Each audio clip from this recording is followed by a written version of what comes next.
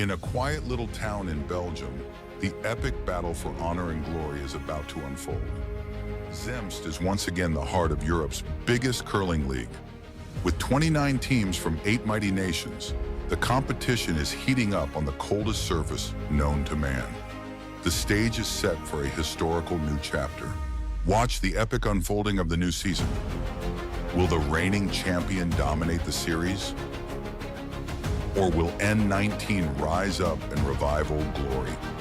Are the Tigers the dangerous outsiders? Or could it be the desperate housekeepers? We welcome hard sweeping power from the east, dazzling charm from the north, strategic battle plans from the south, and nerves of steel from the west. We're going to see devastating duck duels and rock-solid wisdom from Stone Good. We may not have Canada's heroic Homan, Matt's badass Stars and Stripes, or a Swedish Viking princess like Anna. But our league forges its own legends. Meet the magician, Peekaboo Caro, the little general, Gatling Gun Tom, the GOAT,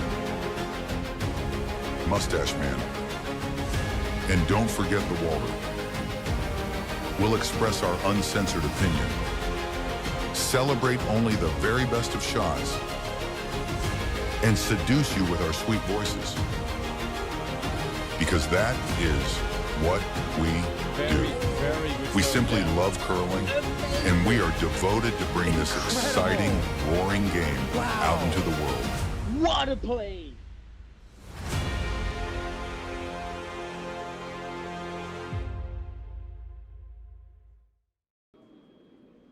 Welcome in curling fans to the opening round match of the spring season here in Curling Club Zemst. With me as always, Pim van Vlaanderen. I'm John McLennan. We are bringing you Belgian curling at its finest, or as tonight maybe a little less than its finest, but tonight's kind of an introduction to curling for a lot of you. We know we're going to have a lot of new fans with the Belgian Shrimps coming on. They're bringing a whole new set of eyes to the sport, and we're here for it. So we want to help you guys understand what's going on. The Olympics are coming up in a few weeks, and you're going to see curling everywhere when the Olympics comes on.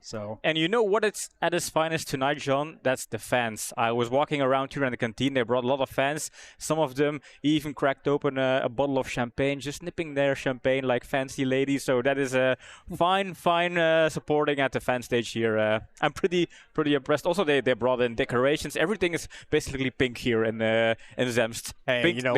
I don't mind. We're pretty partial to pink here on Curdia, as you know. If you don't know, we are partial to pink. I see some people in chat already. Jack Ruhr, yes. Different definitions of finest. How about let's agree on that. But you know, Timo's here, joining us from Perth, the men's captain, the skip of the men's national team here in Belgium. Already scouting their potential future competition. I mean, they want to have a close eye on these shrimps from day one, I'm pretty sure. They don't have any kind of voice because they're at a banquet, so they're kind of a dinner party at the club. So we can say whatever we want about Team Reken, and they will just nod along and be supportive, and then maybe rewatch the stream afterwards. Yeah. I mean, we say what we want anyway. It's our stream, but you know. So, those of you new to curling, you're going to get a how-to of what's going on tonight. We're going to explain all of the terms. There's things like hack and rings and house and hog line. We'll give you all of that. But if you do have any questions, use the chat. We'll answer any and every question, comment. You know, make sure you're voting. You're supporting for your favorite team. Vote for your favorite shrimp. We don't know who their favorite shrimp's going to be tonight, but it could be fried. It could be sautéed. I like mine a little bit with some garlic powder on it. Very nice. So yeah, I like them fresh shrimps with a little bit of cocktail sauce as a appetizer for a good dinner. This is how I like my shrimps.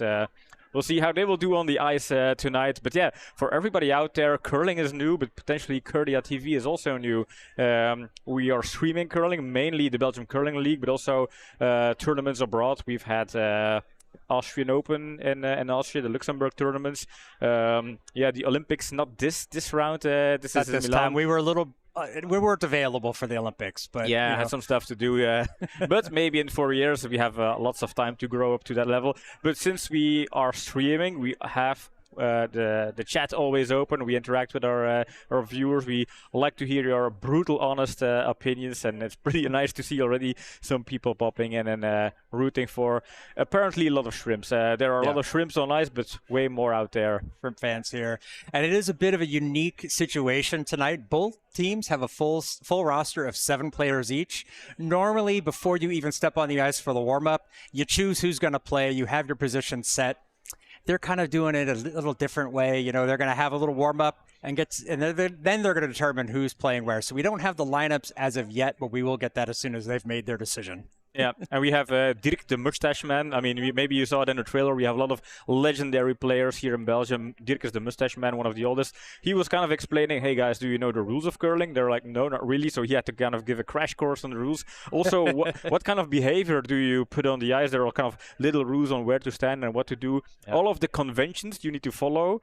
Well, the shrimps are probably going to say, we'll try to remember, but probably we're going to see a lot of crazy, unexpected stuff. So I'm also pretty curious to see how that will go. Yeah, that is one of the unique things with curling. It's very easy to get into, but there's a lot of little details, like far as from the rules, the etiquette, strategy. So it's a lot to take in all at once. So we're going to see some players make some mistakes, but it's going to be a learning situation for them.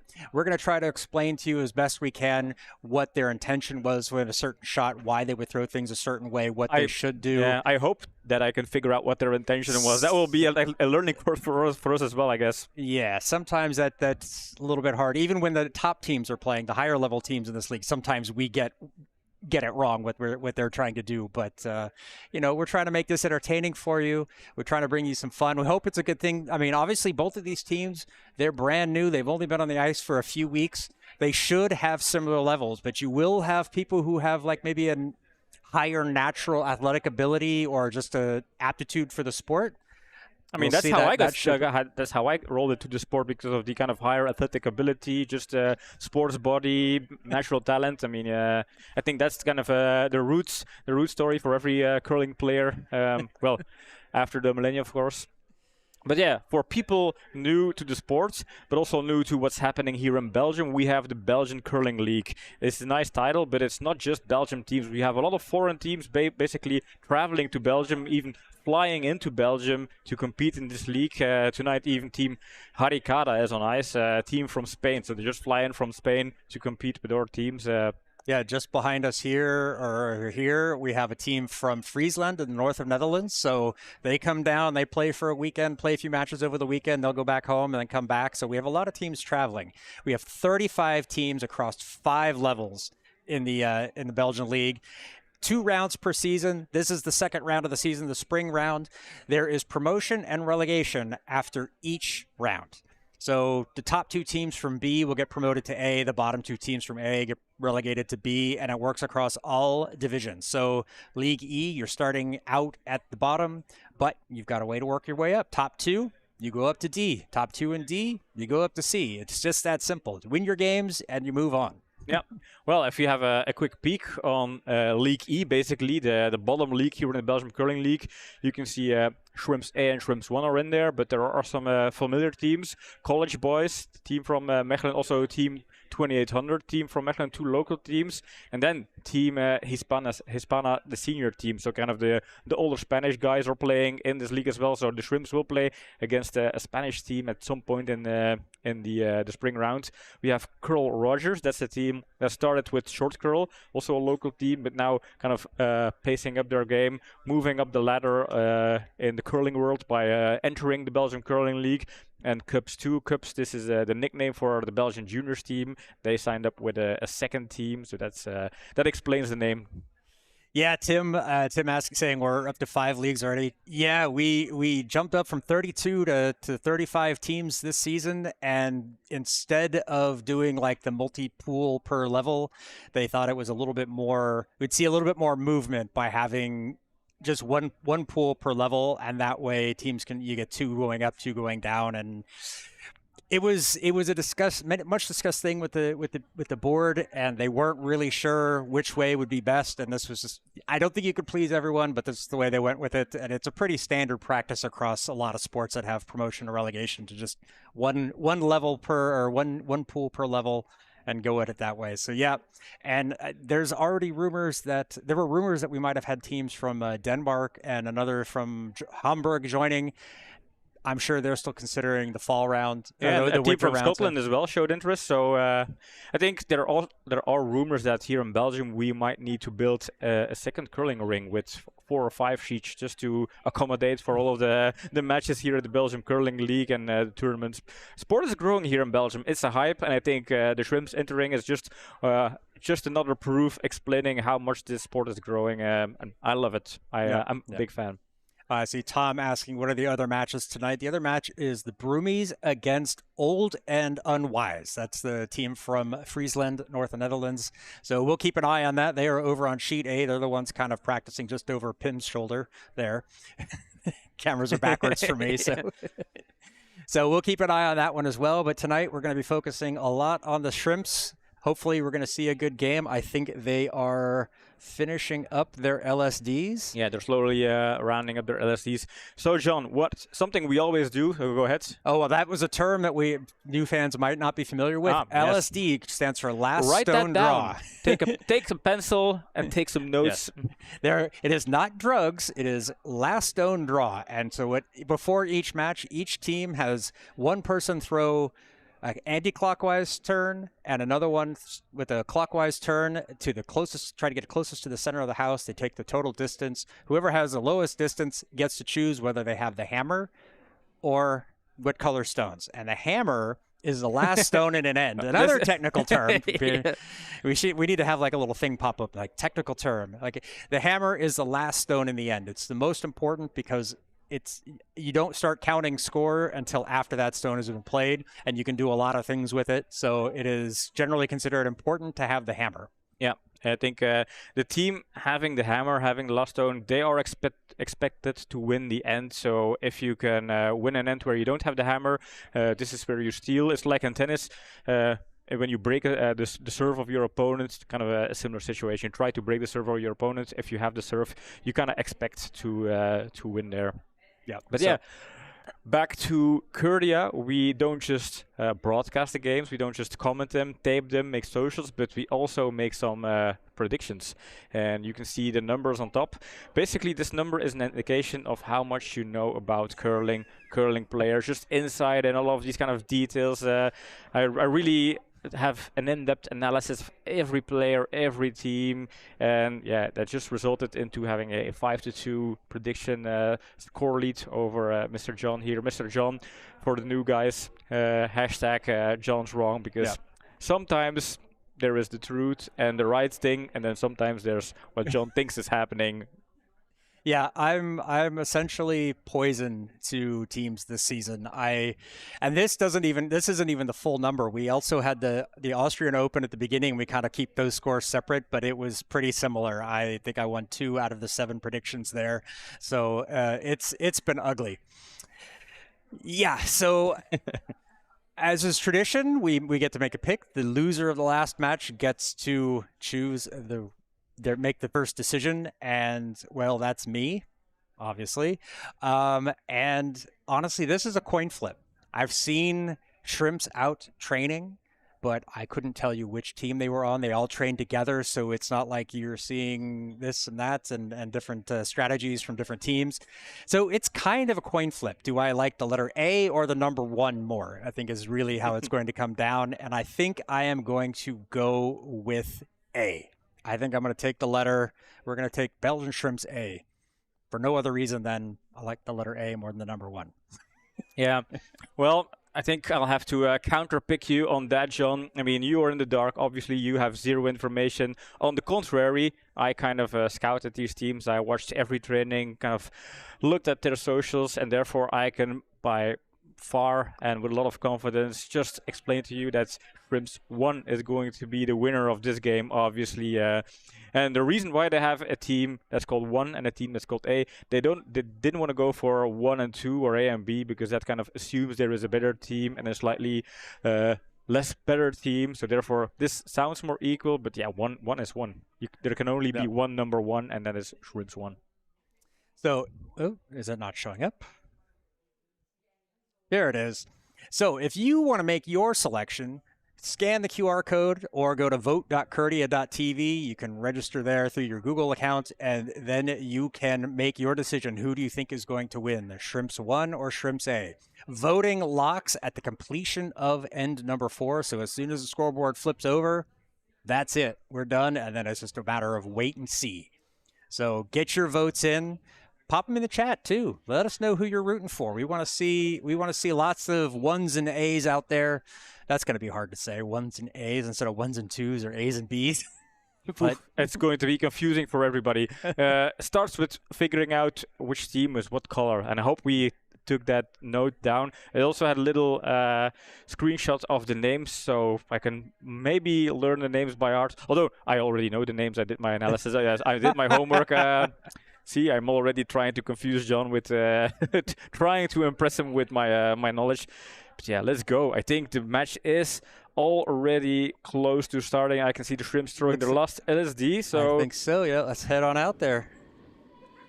This is short of the house. Anything that is not within the painted circles is considered a burn stone, receiving the maximum LSD score, which is 148.5. 84.5. 184.5 centimeters. And welcome in everybody else, everybody joining in. Glad to see you all in here. Yeah, Tim, I'm confusing my own brain. I'm picking against it. You know, we're just seeing, you know, it's double reverse psychology or something like that. You know, it worked once, but I think that was more luck than anything. So they're bringing the final stones back over. Gonna grab their equipment. Pulling the hacks out so nothing gets going, and it looks like red has the hammer, so that is or I don't know, maybe. I see a yellow stone sitting there in the hack. They're getting ready to go.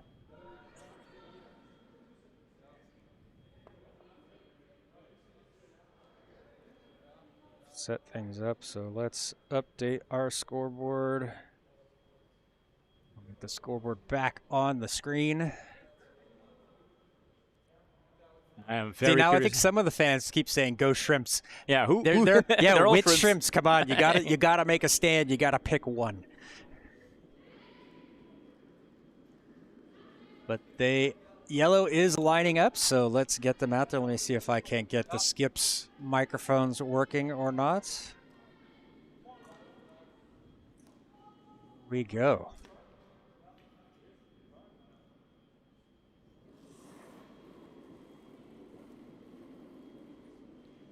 Already Shrimps has the right curl, so that's Yep, Shrimps is one big family. I do like the fact that you guys, that the Shrimps all joined as one giant group. There is a lot of camaraderie there. There is a lot of like friendly rivalry. I think that's going to bring a lot of positivity to the curling venue here. All right, gets one in there as a guard. This is a decent stone. It feels like this is too short, too light. It doesn't get into the house, but then again, from a tactical point of view, this is an excellent stone because it's a guard. You can throw a stone, come around it, and kind of sneak around it and get some protection, and then get the cover of this guard. So tactical-wise, this is an excellent opening stone here for Team Yellow. Yeah.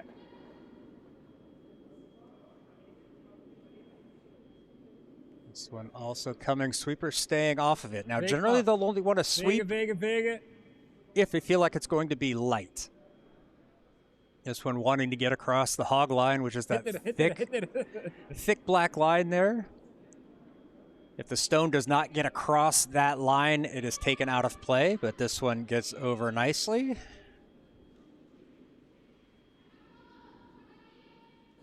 And so now if you're trying to score, you can use these guards to try to come in behind. So it kind of adds a guard. They add protection to any stones you get in behind them on the house.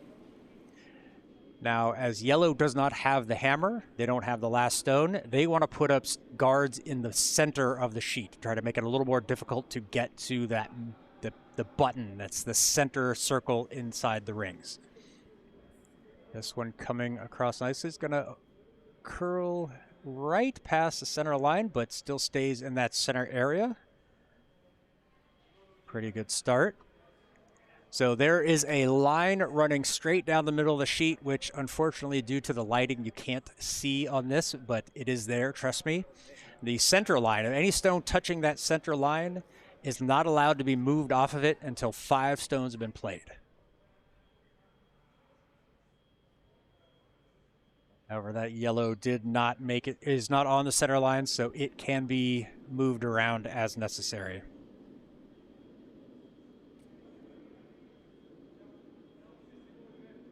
Looking to bring this one around the side. That's going to get close to that sideline if it touches it, and it has, so that goes out of play. So as soon as it touches one of the lines on the side, it is supposed to be taken out of play. They are kind of leaving it, but... Yeah, I wasn't entirely sure also because of the angle. Maybe it was just barely scraping it, but it's not in a position where it's very, very impactful unless a stone jams on top of it. Yeah, it has run out the back of the house, so you see a little bit of the etiquette as well. Like when it's not your turn, you have to either stand behind the house as the skip, or you have to stand out past the hog line. So you want to make sure you're not in the other team's way. I think these guys have pretty decent technique so far for just curling for, let's say, a month. I mean, this lighting, this... Yeah, fairly smooth. Yeah. Good release. This one is going to crash on that red guard. They let this one push out to the side. If red could sweep it if they want to. Yep. They are staying off it, stays out of the house.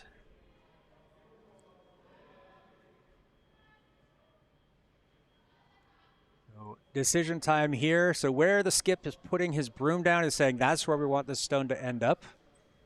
So they're going to try to draw around and come into the house. Now, you don't score any points unless a stone is in the house, and that's those rings on the ice. So, but it's also, you don't count points until all the stones have been played, because things can move around to the end. Oh, and there's a clip. Yeah. Does get around the yellow. But that was a great way to fall. He did not touch the stone, therefore the stone is not burned or did not have to be taken out of play, although it was too hard. But and also he took it in his head, so no big injuries. Yep. Feels like, well, this can happen, of course, a couple of times. Ice is slippery. Yep. Yes. It's very easy to get caught up and focused on what the stone is doing and where you're going and forgetting about your feet.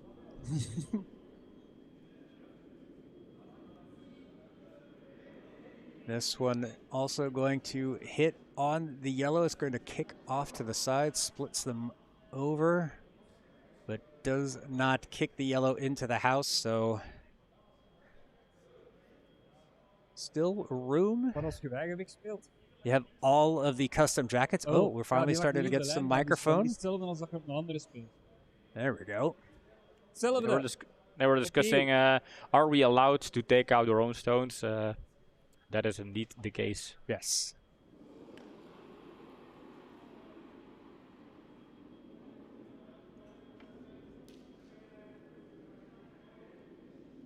So coming down wide, sweepers are watching it. It seems like it's got some good weight. Should be wide enough. Now calling for the sweep. They want to try to get this one into the house. And if it gets in behind those yellows, which it looks like it is. Oh no, that came up just short. Oh, a little bit further, and that would have been a great stone. Sitting in cover in the house. would have been really difficult to get rid of. So Nee. now yellow trying to come around the other side. Watch out for that sideline. Yeah, this is white. And now, if it's over, they have to take it out before it taps yellow in. Or before it taps red in. And yellow is out. And I think red is sitting in the house, not entirely legal.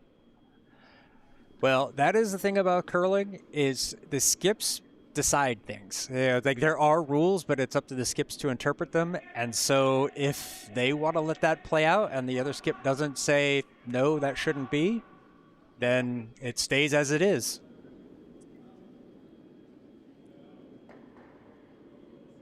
Tom asking if no replays are available. No, I still don't have the replay system working very well. Or working at all. Ooh, they're going to tap yellow in. Gonna push yellow in if it catches on that red. Oh, and it does, but I think it's just out. Yep, and it kicked that red just to the wrong angle, so that also not getting out. So far for red, this is a pretty good situation. They already have one stone in the house, and the middle is still wide open for the last stone if they have to draw for 1 or 2 points. So things are looking slightly in favor of Shrimps A so far.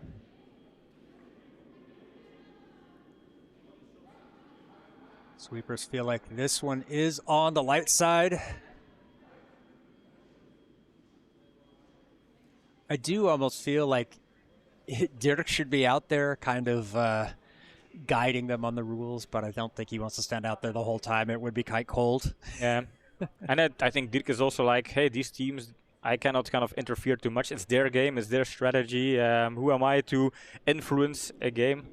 That's true. The only thing I would say is he'd be out there just for kind of rules and things like that. But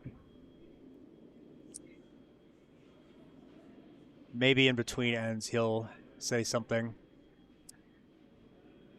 This one coming down. It's on a good line. Is that going to have enough weight to get in there? Sweepers try to work it as best they can. And it's going to come up just a little bit light. That had great line on it. Just needed a little bit more oomph to it. Yeah. I mean, it always looks easy when you're just sitting at home watching TV. But, I mean, a curling sheet, the distance from where you throw and where the stone has to win is about 40 meters.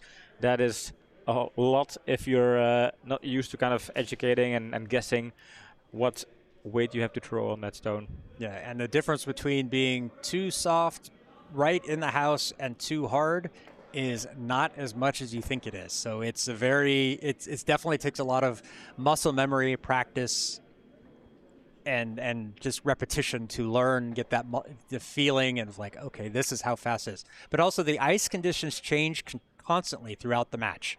So how they played during the warm-ups, the ice is already different now, and by the end of the match, it will be even further degraded and further changed. This one coming down looks like it's got weight. Is that too much weight? I think it feels heavy. It is. Oh, unfortunately. Wait a minute. What happened to the red stone that was just thrown? What? That? Redstone? The guy just threw the redstone. It stopped about half a meter short of the house, right in the center. Where did that go? I don't know. We'll have to use our own little replay. Am I imagining things? That would not surprise me. Okay. But there was indeed a red stone in there, so it has disappeared.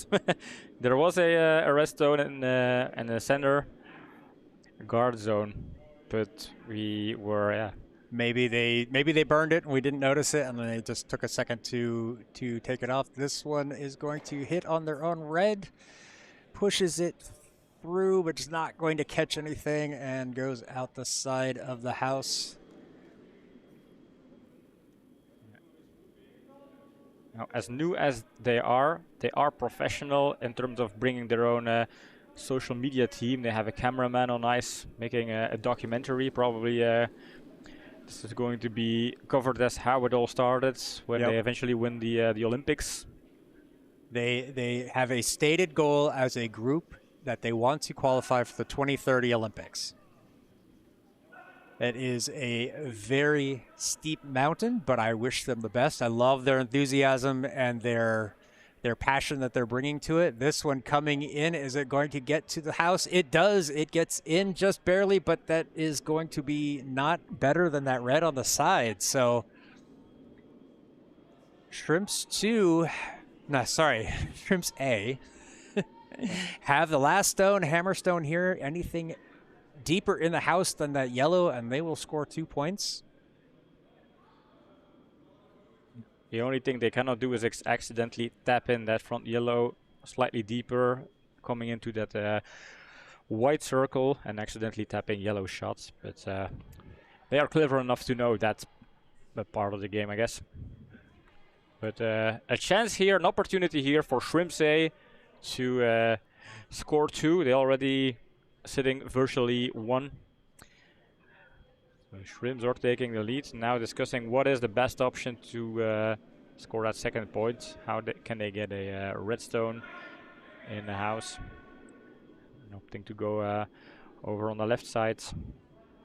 Left side from the skips perspective. Arnaud saying we're nice reporters, doing a good job. Thank you very much. We appreciate the compliments. We try to do our best to make things entertaining. We have a lot of new fans. We're people out there watching, so we're trying to explain it. This one is good and wide, should have a good line. It's all about the weight. Sweepers staying off of it. I like the weights. Will it carry? It has a lot of rotation, therefore it might carry, but this is sitting in the house. Settle down. Oh, there we go. Bravo. That is 2 for Shrimps A. Good way to start the match. Awesome. This is hammer efficiency, as the pro term would say. Scoring more than 1 point on your hammer is considered a success for the team with the hammer. Just scoring 1 point on your hammer is, let's say, the minimal. And in, let's say, pro level, this is considered a success for the opponent for limiting your the hammer team with only scoring 1. But so far, Team Red, Shrimps A, started this derby pretty nice.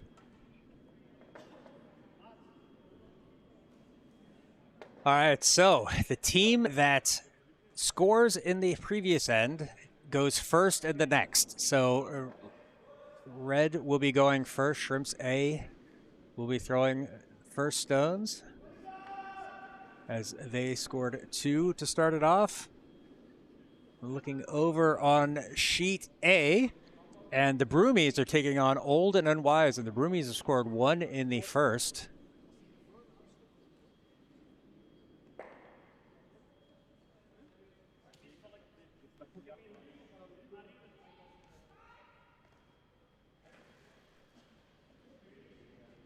All right, yeah, Dirk giving me a little bit of a heads up. Maybe I've got the teams wrong on the scoreboard, but I think I got them right. We'll find out. So, starting end number 2, Shrimps A leading it off as they take a 2-0 lead. First stone wants to come over the hog line and just set up as a guard. Arne, iets verder naar voren. Naar u. Ja. Het gevecht ernaast, Arne. Ideally, they would want that stone in front of the house on the center line, but over there as a guard is still usable. So there's a stone that comes into position. It is not touching the house, so the other team cannot take it out or hit it until 4 more stones have been played.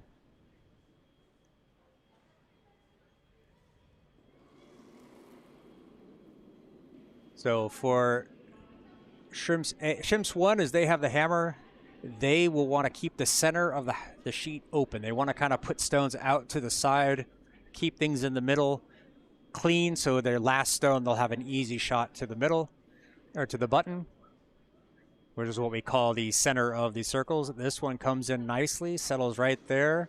Now that line going across is called the T line, and so we use that as a reference point for how far in the house are going to be. Ideally, you want things on the tee line right in the middle. But that is a pretty good stone in its own right.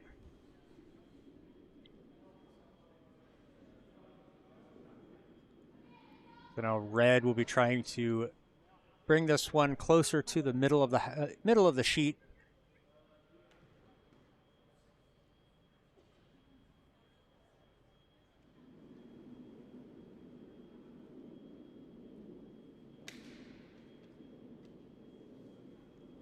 Let's go thinking still the. Looks Hello. a touch wide. It should curl back, but it also has a touch of weight. Now, it's not the worst if they hit that yellow stone, because that's in the house. They can take that out of play, but they just clips a little bit. And is that going to settle down? No, just goes out the back. Unfortunately, needed to probably sweep that one to keep the line a little bit straighter and maybe hit that yellow one out.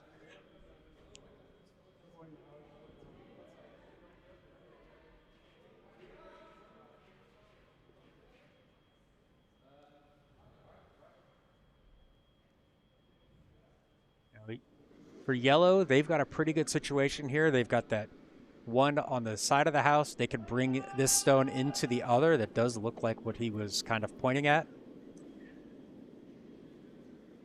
This one quite a bit wide for that, but not the end of the world if this one comes over and stops in the house as well.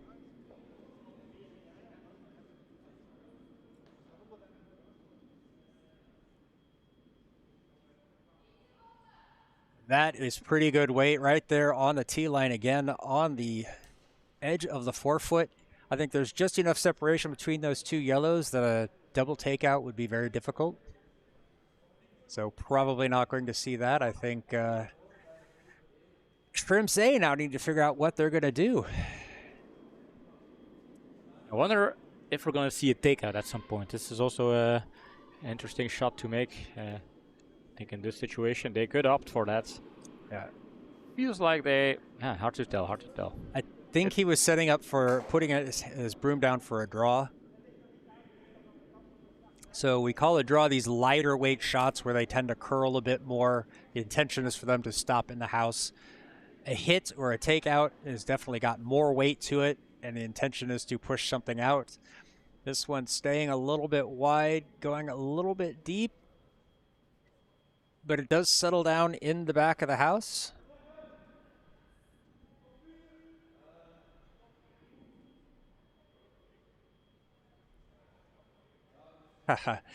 Glenn saying between whales and sharks, there's also place for shrimp. That is true. And I hope I translated that correctly. It was a perfect translation from Dutch to English.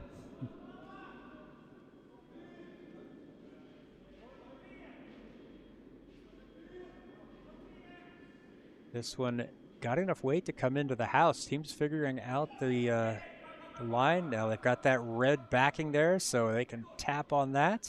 Ooh, nice. That's a great follow-up. Nice. Taps that red one out. Very subtle takeout, excellent takeout. And yellow is putting some pressure on Shrimps A. Yellow was like, you know, if you can score 2, we'll just score 3 or more. Ooh, we're seeing a tap down for one of the most difficult shots in curling. It's called a freeze. And the idea is to throw this stone and stop it right next to the other one. It is much harder than it sounds. Line much tighter to the center, better position. It's going to curl off. However, they don't want to sweep it too deep. Did they sweep it too much? That is going to slide past the tee line. And is it going to settle down in the house? Ooh, just carries might be biting. That is a tough one to see.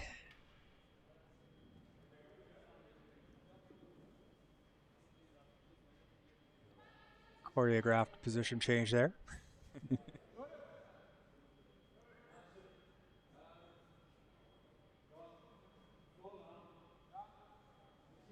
Yeah, I mean, this really brings back memories, seeing like a new team doing these slidings. Like the first couple of months playing curling was really trying to find that balance, hoping not to just trip during the sliding. And I mean, we look at, is it on the broom, is the weight right? But the first weeks and months of curling, you're just coming out of the hack saying, please don't fall, please keep my balance, please, because you're basically just putting all of your weights on one foot.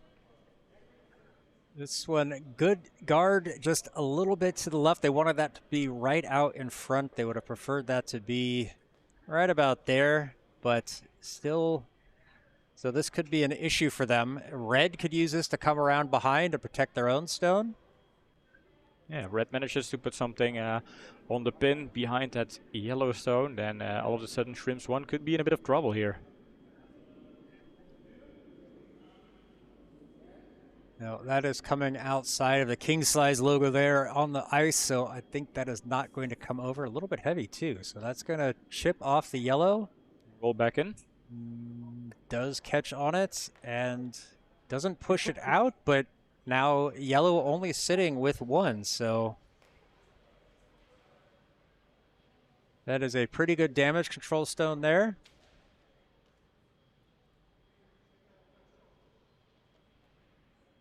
Yellow skip indicating he wants something in the house behind that guard, but to be honest, I would probably put something more as a guard over the one they've already got in place. But I'm up here and they're out there playing, so it's up to them.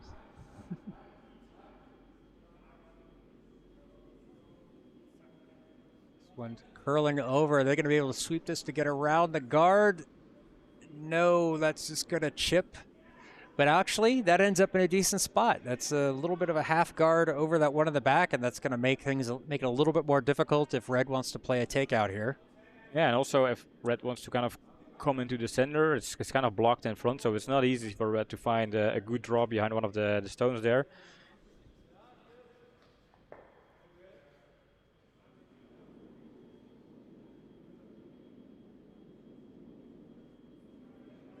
Nice, smooth release there. Good rotation. A little bit outside the broom. Ooh, they're going to be careful this one. They don't want to knock their own red out.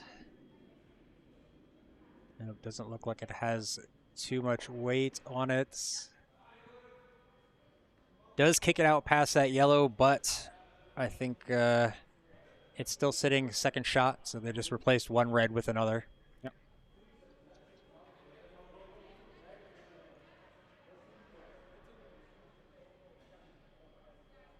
So good tactic here from yellow. Try to set something there. Oops. Yeah, you have to be quicker if you want to make some drawings. Ja, nu is het gewoon in het midden liggen, hè. Allee, of tegen die van hem is beter. It's like it's a pretty good line. Just needs to wait. The sweeper's trying to work it, to try to keep it, carrying it as far as they can. That is going to chip on that yellow. Doesn't quite have enough weight to get it into the house. No, but it is kind of nicely in between those yellow ones. So if you can just throw Yellowstone right down the center, tap yellow back, that could work. Yeah, for yellow, that's not a bad position. It's not a bad result. For red, it's difficult because now that center is really blocked up with yellow stones. If they push anything back, they're pushing yellow into the house, which they clearly don't want to do. So now they have to try to go around.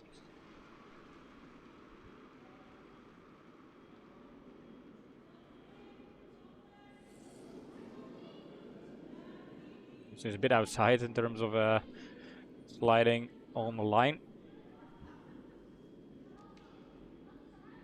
This one's going to come inside. If it curls a little bit, it might be able to get through, but I hear an oops, so that is going to clip the yellow, kind of pushes it over. Now it does expose that yellow in the back, that shot stone, so now Shrimps 1, they're going to have their work cut out for them. Oops. If it's me, I'm putting a stone there. That's where they would want to put it. Now, drawing in behind, also not the end of the world. Coming in here.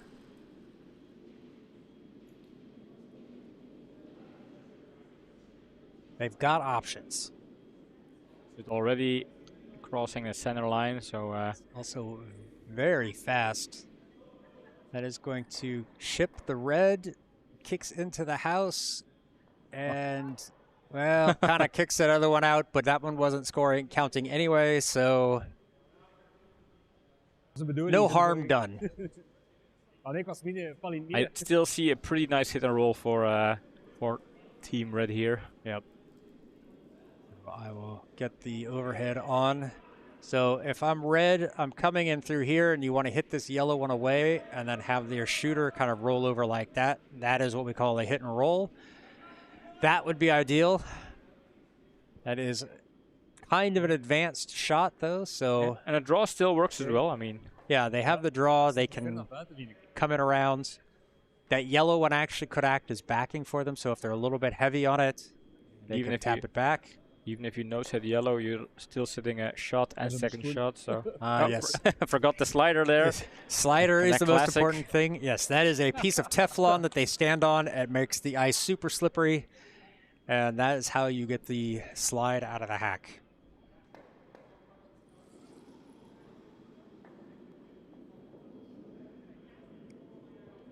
Pushed it a bit out. It is inside the King Slice logo, so if this has enough weight to get to the house, I think it will be all right. Starts to curl real nice here. It will catch yellow with a nice bit of weight, and this is a excellent tap here. And because hey, that's a good shot. Yep. Yeah. So we can see from the overhead, red is slightly better. It's not completely clear from this view, but we will have to. They will have to measure it maybe, or they'll be able to take it there. The beginner curler equivalent of not taking off the gripper. Yes, Tim. And look at the details here. The devil is in the details. I love the shrimp socks. How awesome is that? What's the odds on them having a team shop before a merch shop before the end of the season? I think it's pretty high.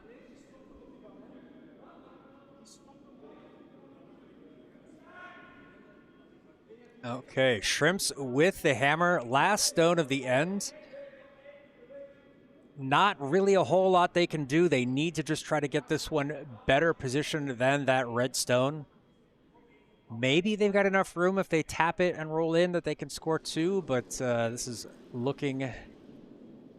Has some weight. It is also a bit out, so I think it will not come to the center enough. But is there a lucky side effect? Almost. Not quite. They tried it. Yep. Got to make sure you catch the stones, guys. Yeah. That's one of them etiquette things. But that is what we call a steal of one for Shrimps A. For checking my notes, Shrimp A. Well, no, I was looking for a button, and so, of course, my brain can't do two things at once. So, yeah, Shrimps A started off pretty strong. Yeah. Good hammer efficiency, and then immediately stealing right after. So I think for these teams, this is also kind of a way to get the bragging rights set off. Yeah, so Dirk giving a little bit of explanation there. The man in the gray outfit is the mustache man. Dirk Hela, he is the director of the league. I guess that's what we could call him. He's the one who does all the scheduling and organizing and signing up teams, and so he's the big boss man of the BCL, the Belgian Curling League, which includes teams. What countries do we have this season? Because we've had a couple of countries drop out. Yeah, Romania dropped out. That's the last team, Transylvania. But then, let's see, we have the Netherlands with teams from Tilburg, Utrecht, Friesland. Zoetermeer, yeah. We have Germany with the Dinos and Turtles from Köln, and then the second team from Köln. What was their name again? Jakob Juk, yep. Now we have France with Team Vernot. They will be here this weekend. Yep. And then two teams from Rouen.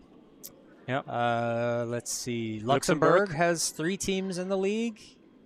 And Spain with Team Harikara and the Spain senior men's team. So we are 1 country down, but three teams up. So we're doing nothing but growth. Yeah, at some point we even had Team Morocco playing in the Belgian Curling League. That is true. That was also However, interesting to watch. they were based out of France. They were based out of Paris. So Ik heb liever dat hem ervoor ligt dan dat hem te ver ligt. this one's got enough weight to get over the hog line. Starting to curl over. Good line. Laat hem maar gaan. This one's going to come into the house. Hij zal wel ver genoeg liggen. Stop. And just behind the tee line, but very nice stone there. Good opener. So you saw the skip from Shrimps 1 waiting. He had to wait until a stone touched the tee line before he can start sweeping it. Then and only then can he sweep the stone and try to carry it further. That is one of the little rules of curling.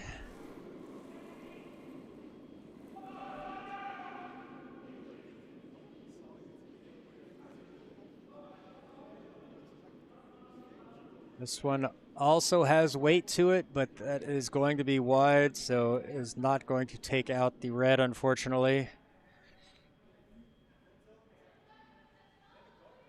Now Shrimps A, they could set up a guard. No, you don't want to go to the corners. It's not the worst play, but as they don't have the hammer, their best bet, the best strategy, put things in the middle. Just make it so hard to get to that the center of the house. So wanting this one to come into the circles, but stay out on the corner.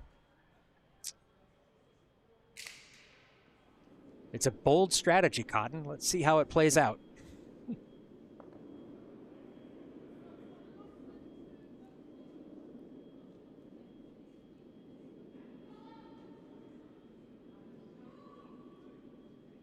This one staying away from that sideline, but a little bit on the heavy side.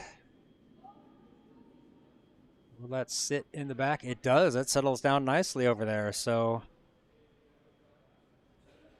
that's a pretty good result, actually. At a higher level, you would want to prevent any kind of double takeout where you can hit both of them away, and that one actually is set up pretty nicely for that.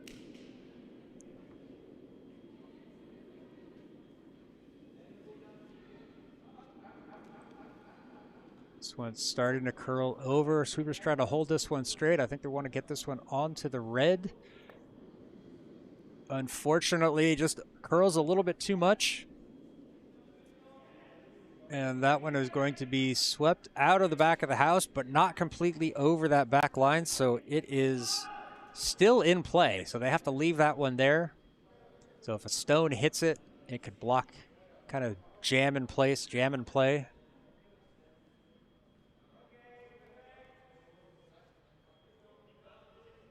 There we go. This is the right call. Put a stone in front of that shot stone. Kind of start to guard it, protect it. The idea when you do not have the hammer is if you're trying to steal, you don't want to get greedy and steal too many. You want to set up. One is a good steal. This one is going to over curl. That is going to just fall off the line. But it's a stone in the middle, so that is something that they can use later. Yeah, if you don't have the hammer, these stones in the front of the house are always very, very valuable.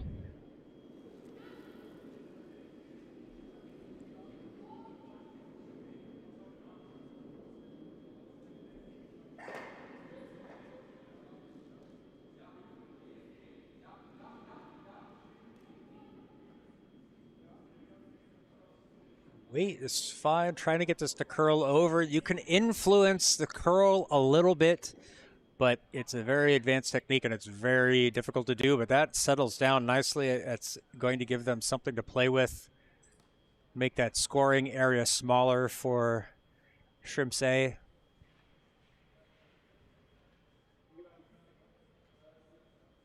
But decisions, what do we do? Hetzelfde. Op de ring. Good call. That red is still unprotected. I like it. They have the shot stone.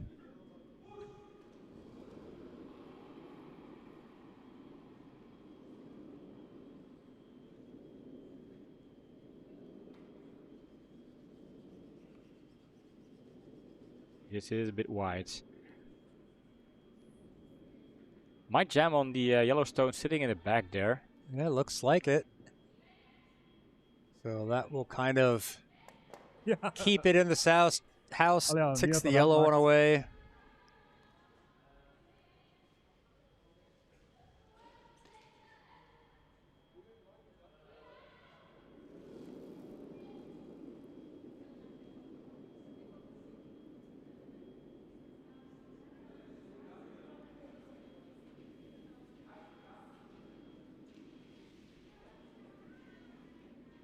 Ooh, this This could one- work. This could work. Yeah, that's coming around the guard now. Did they leave it?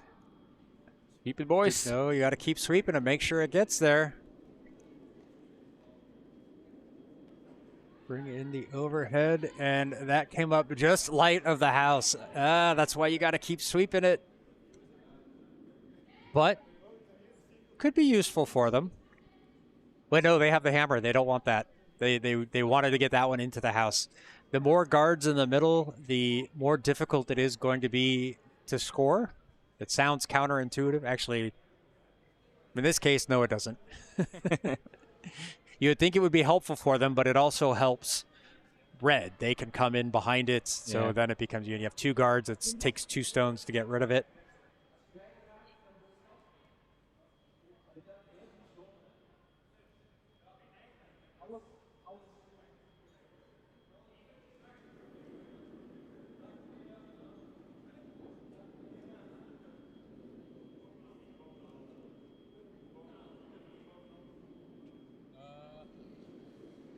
This is wide again. Ja, veeg maar.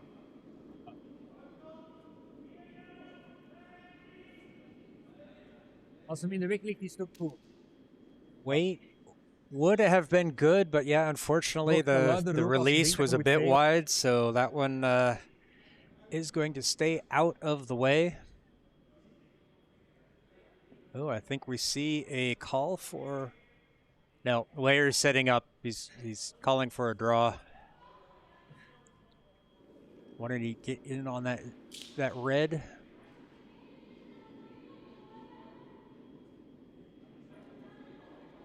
Wait, looks all right. Nope, sweepers are getting on it. They don't think so. Is that going to have enough to get down there? This could be an excellent stone. Oh, a trip. another fall. But he did not touch the stone. I think they didn't touch the stone. Are they going to leave it? No, they're Oh, taking I it guess out. they're saying he did touch it. That's unfortunate. Oh, this is very unfortunate because I think this would have been an excellent draw. It was looking great in terms of line weights, but then just tripping so unfortunate. I would have loved to see where they could have gotten that stone Gaan we there. niet dicht smijten, hè? And Gaan we niet dicht smijten? did he fall before or after the hog line? I think before. Yeah. So Ja, if you touch the stone, Hier. where you touch the stone on the ice kind of determines what happens. So if you're Zo. before it crosses Ja, the dat is goed. hogs line, you take it out of play immediately. After, the other team gets to decide what would have happened with the stone. So they don't necessarily take it out of play. They just kind of say, well, if you wouldn't have hit it, it wouldn't have got this far or would have gone further. But that point is moot.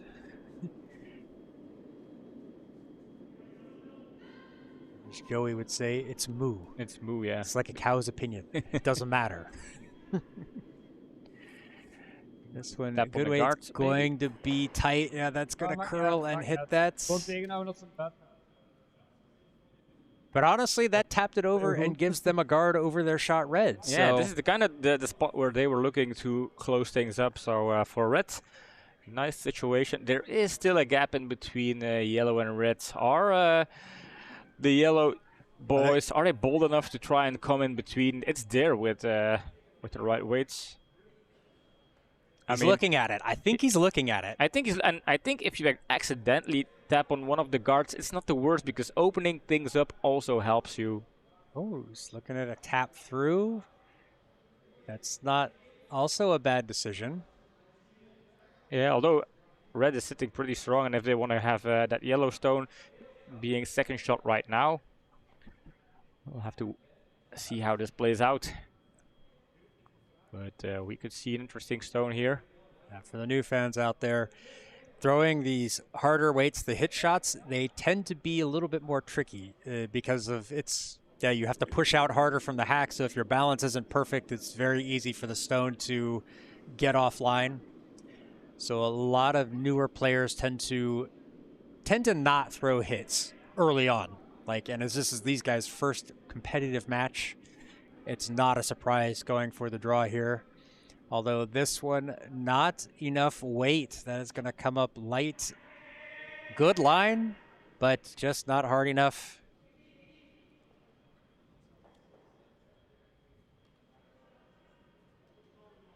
I mean, that's the interesting thing about curling. You can pick up the technique quick enough to start playing games and have interesting games with lots of stones in place, but to really kind of build up that skill level to really try to actually pull out what you have in mind, this is where it gets difficult. Yep. Okay, the money shots. The money shots. Ja. Ken je zo'n voetbal die maar één ding kan?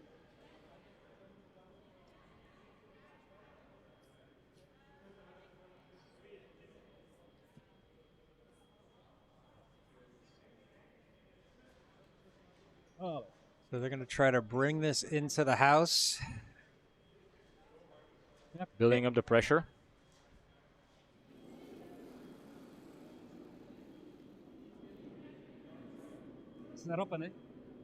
Looks like he pushed that one inside just a little bit, so it's going to come in more to the middle than they would want. Yeah, that's going to catch that yellow. Just got to be careful they don't push it too hard, but no, it doesn't have the juice to move anything, so no damage done. No, and the gap is just slightly narrower to kind of reach that redstone. There is still the draw here over on the left side if you're yellow, but it's not an easy draw looking at how close this redstone is settled. This is the gap we're talking about. A nice hard stone would stay straight enough and bang, take that one out, but now with that gap being even narrower, that means the stone has to be harder and therefore more precise.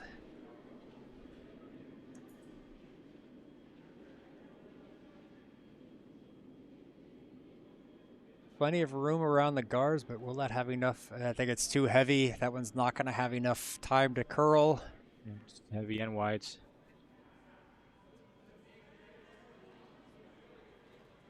So last two stones here for each team. Red is sitting shot. Can they put a second redstone in the house? Trying to steal two here.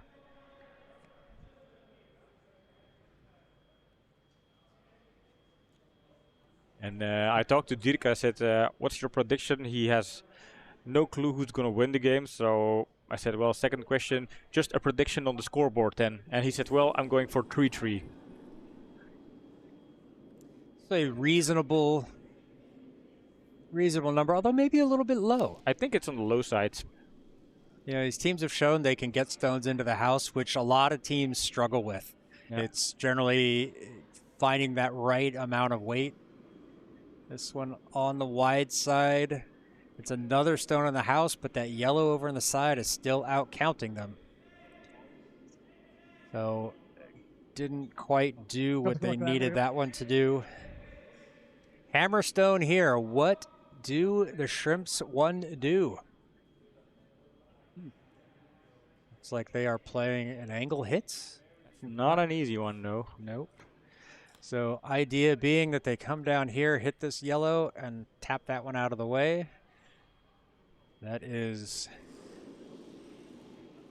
going to require some precision. Good weight. Nice slide out. Spider-Man move, and now it's all about the weights. The line is called.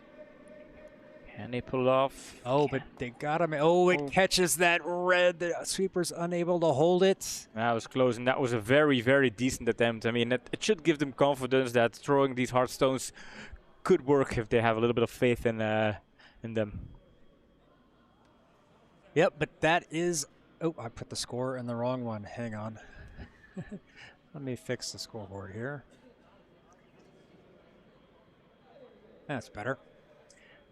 All right. At the completion of this end, the voting will close, so don't forget to get your votes in. We'll throw the URL in the chat and on the screen. Get registered right now. Shrimps A looking to be the dominant of the shrimps. What's the biggest shrimp? The tiger shrimp? No clue. I am no shrimp I know expert. I know Garnala are like the tiny ones. Yeah. So who is the Scampi and who is the Garnala? Scampi. The Scampi.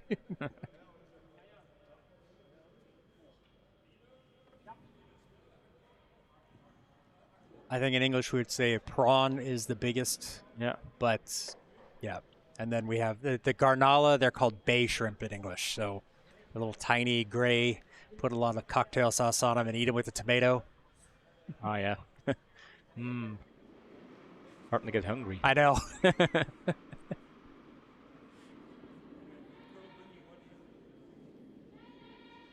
All right, teams getting set up for end number 4. Shrimps A with another steal, so they lead at 4-0. We'll be leading off here, trying to bring this one into the house. They're going to put a lot of pressure on Shrimps 1, just throw a lot of stones into the middle. Would be the ideal setup. It has the weight to get to the house, but does it have too much? Yep, that is unfortunately going to go through. Which, right now, not the end of the world. Shrimps A can start playing the scoreboard a little bit. Yeah. And generally what you do when you're playing the scoreboard is you don't leave anything for the other team. So better to throw it too hard than too soft and leave a guard for the other team to get behind.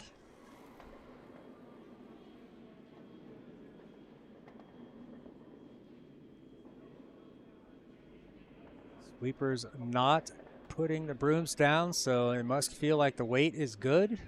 Feels heavy. This is going to carry into the house, and will this one settle down? Starting to slow down, but that house ice tends to be slicker than the rest, and yep, that one unfortunately sails through as well.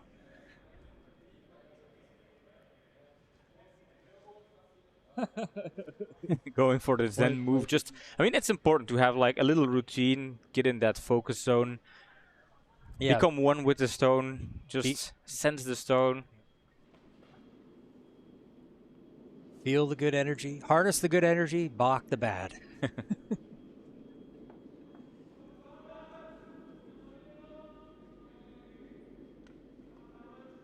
This one also feels a smidge on the heavy side. Sweeper's kind of peeling off at the hog line, saying, yeah, nothing for us to do here. And that one goes through.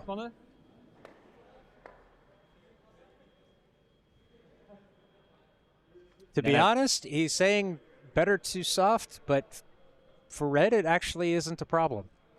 It's only yellow that needs this one to be out of the house, setting up with the guard.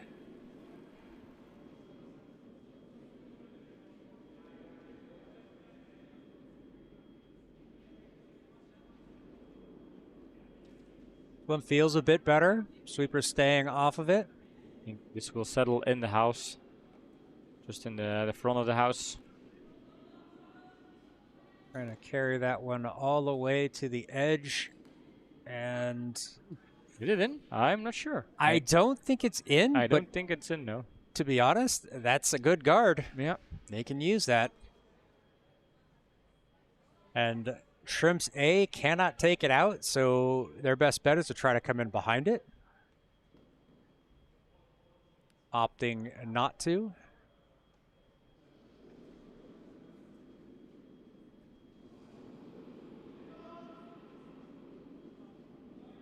Pushed it a bit in.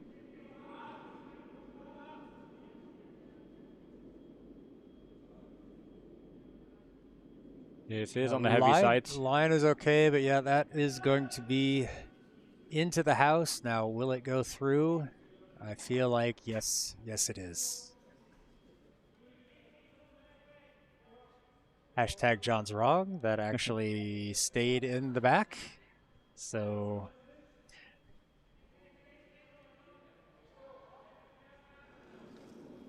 now I do have to say they have quite a nice pace in this game. I was kind of worried they would think a lot, discuss a lot, but there is a kind of an entertaining pace. They don't stand idle too much. no, yeah, they're ready to go. They're not talking, you know, like strategizing unnecessarily with everybody in the house. So it's a very, this is things you don't often see from teams, Nope. from new teams, and that's a pretty good stone. In This the is an house, it's excellent shot. It's right behind the guard. Great build up here for yellow, with the hammer having this kind of more or less corner guards, come around, pin open. Is this going to be the point where yellow gets their dot dot dot together and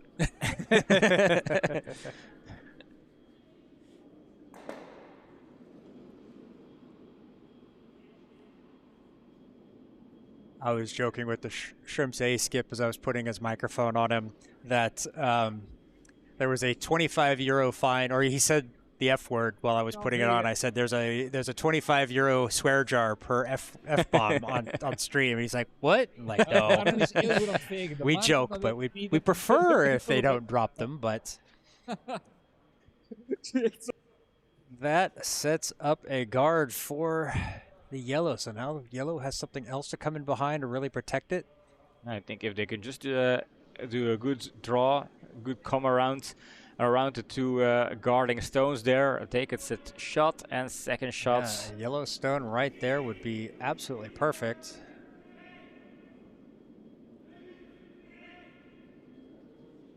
I like this one. I think there is still quite a lot of curl coming in. Starts to come. Yeah, it's going to have plenty of room around the guard. I think just matters on the weight. Yeah, great weights, great weights. Can they get it around? Oh, wow, that curled a whole lot more than I thought it would. Yeah, same.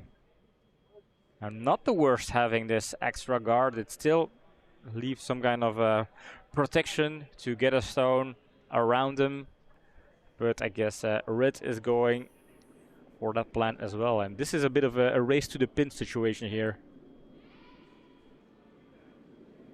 See Joe saying sheep mitts, more like goat mitts. Well, we have our own goat here in the Belgian Curling League. Goes by the name of Tur. Plays for Team Verreken. He'll be on the cast in a couple of weeks, few weeks time. Trying to get this one down. This one also going to come up light. Middle is kind of closed up right now. Yeah. But for Shrimps A, not a bad stone. No, now, granted, they can, yellow can come in around behind it, but they are kind of blocking up the middle, making it difficult for Shrimps 1 to really put any more points on the board.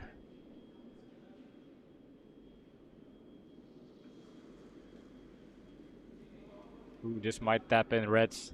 This is maybe a scary one. That one is, I think it's going to chip on the side, and the worst case would be if it gets behind all those guards and gets better than that yellow. It's not better. Lucky for them, it's not better. Fortunate there, really fortunate on that one. The good thing for yellow again is the gap is wider, so the draw is still there. Yeah.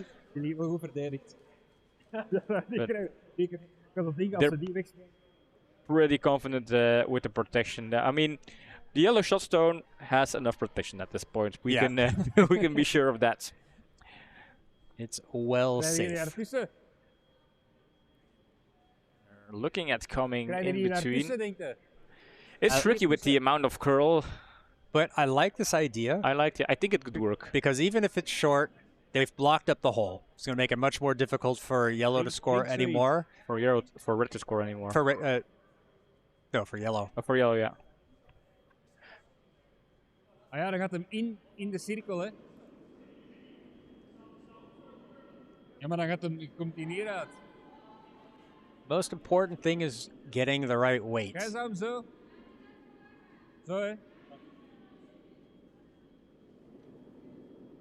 This is where everything is important. A good line call, watching when it starts to break, when it starts to curl, finding the right weight, all of that. It is going to hit yellow. Oh, it's a little bit heavy. Oh, if it catches that red in the back, that could be okay too. Oh, just missed it, cuts it through. Go.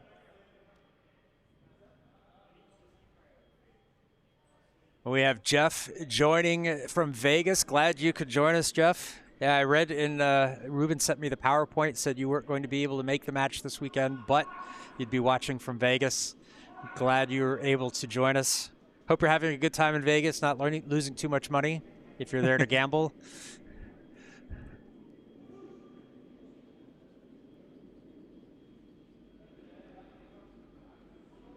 That gap is so much bigger. If they can sweep this one through, they can get some get another one on the board. And they hold it straight. Looks good so far. Can they sweep it? Much better than the other. That's gonna. Oh, they trusted that one. Oh my and God! That got through. Oh my! This is shot of the match for me, John. That is perfect. We have clicked that. We will be seeing that on the next highlight reel for sure. That was a great. So maybe they worried me a little bit with getting off the sweep right there, but had enough to get around and sniper precision carried into a perfect position.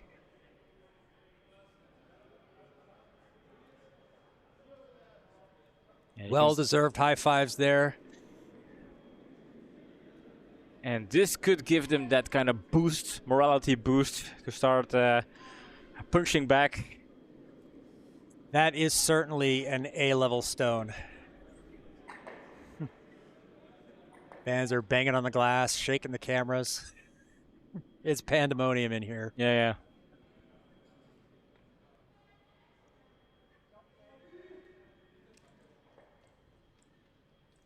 Now, it's pretty easy for Shrimps A.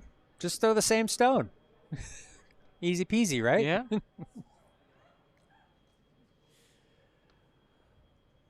Shot of the match, says Jason McClade. Absolutely, that has been clicked. So we will be seeing that on the highlight reels on the social media coming up next week. Has some pace to it. You can see by the sweepers kind of running to keep up with the stone. Yeah, a little bit oomph. Too much oomph there. That one is going to fly through, so more chance for Shrimps 1 to get even more on the board. Yeah, I mean, if they can just follow up with these kind of draws, they can just score 2, 3, 4 points, get right back into the game. It's never over.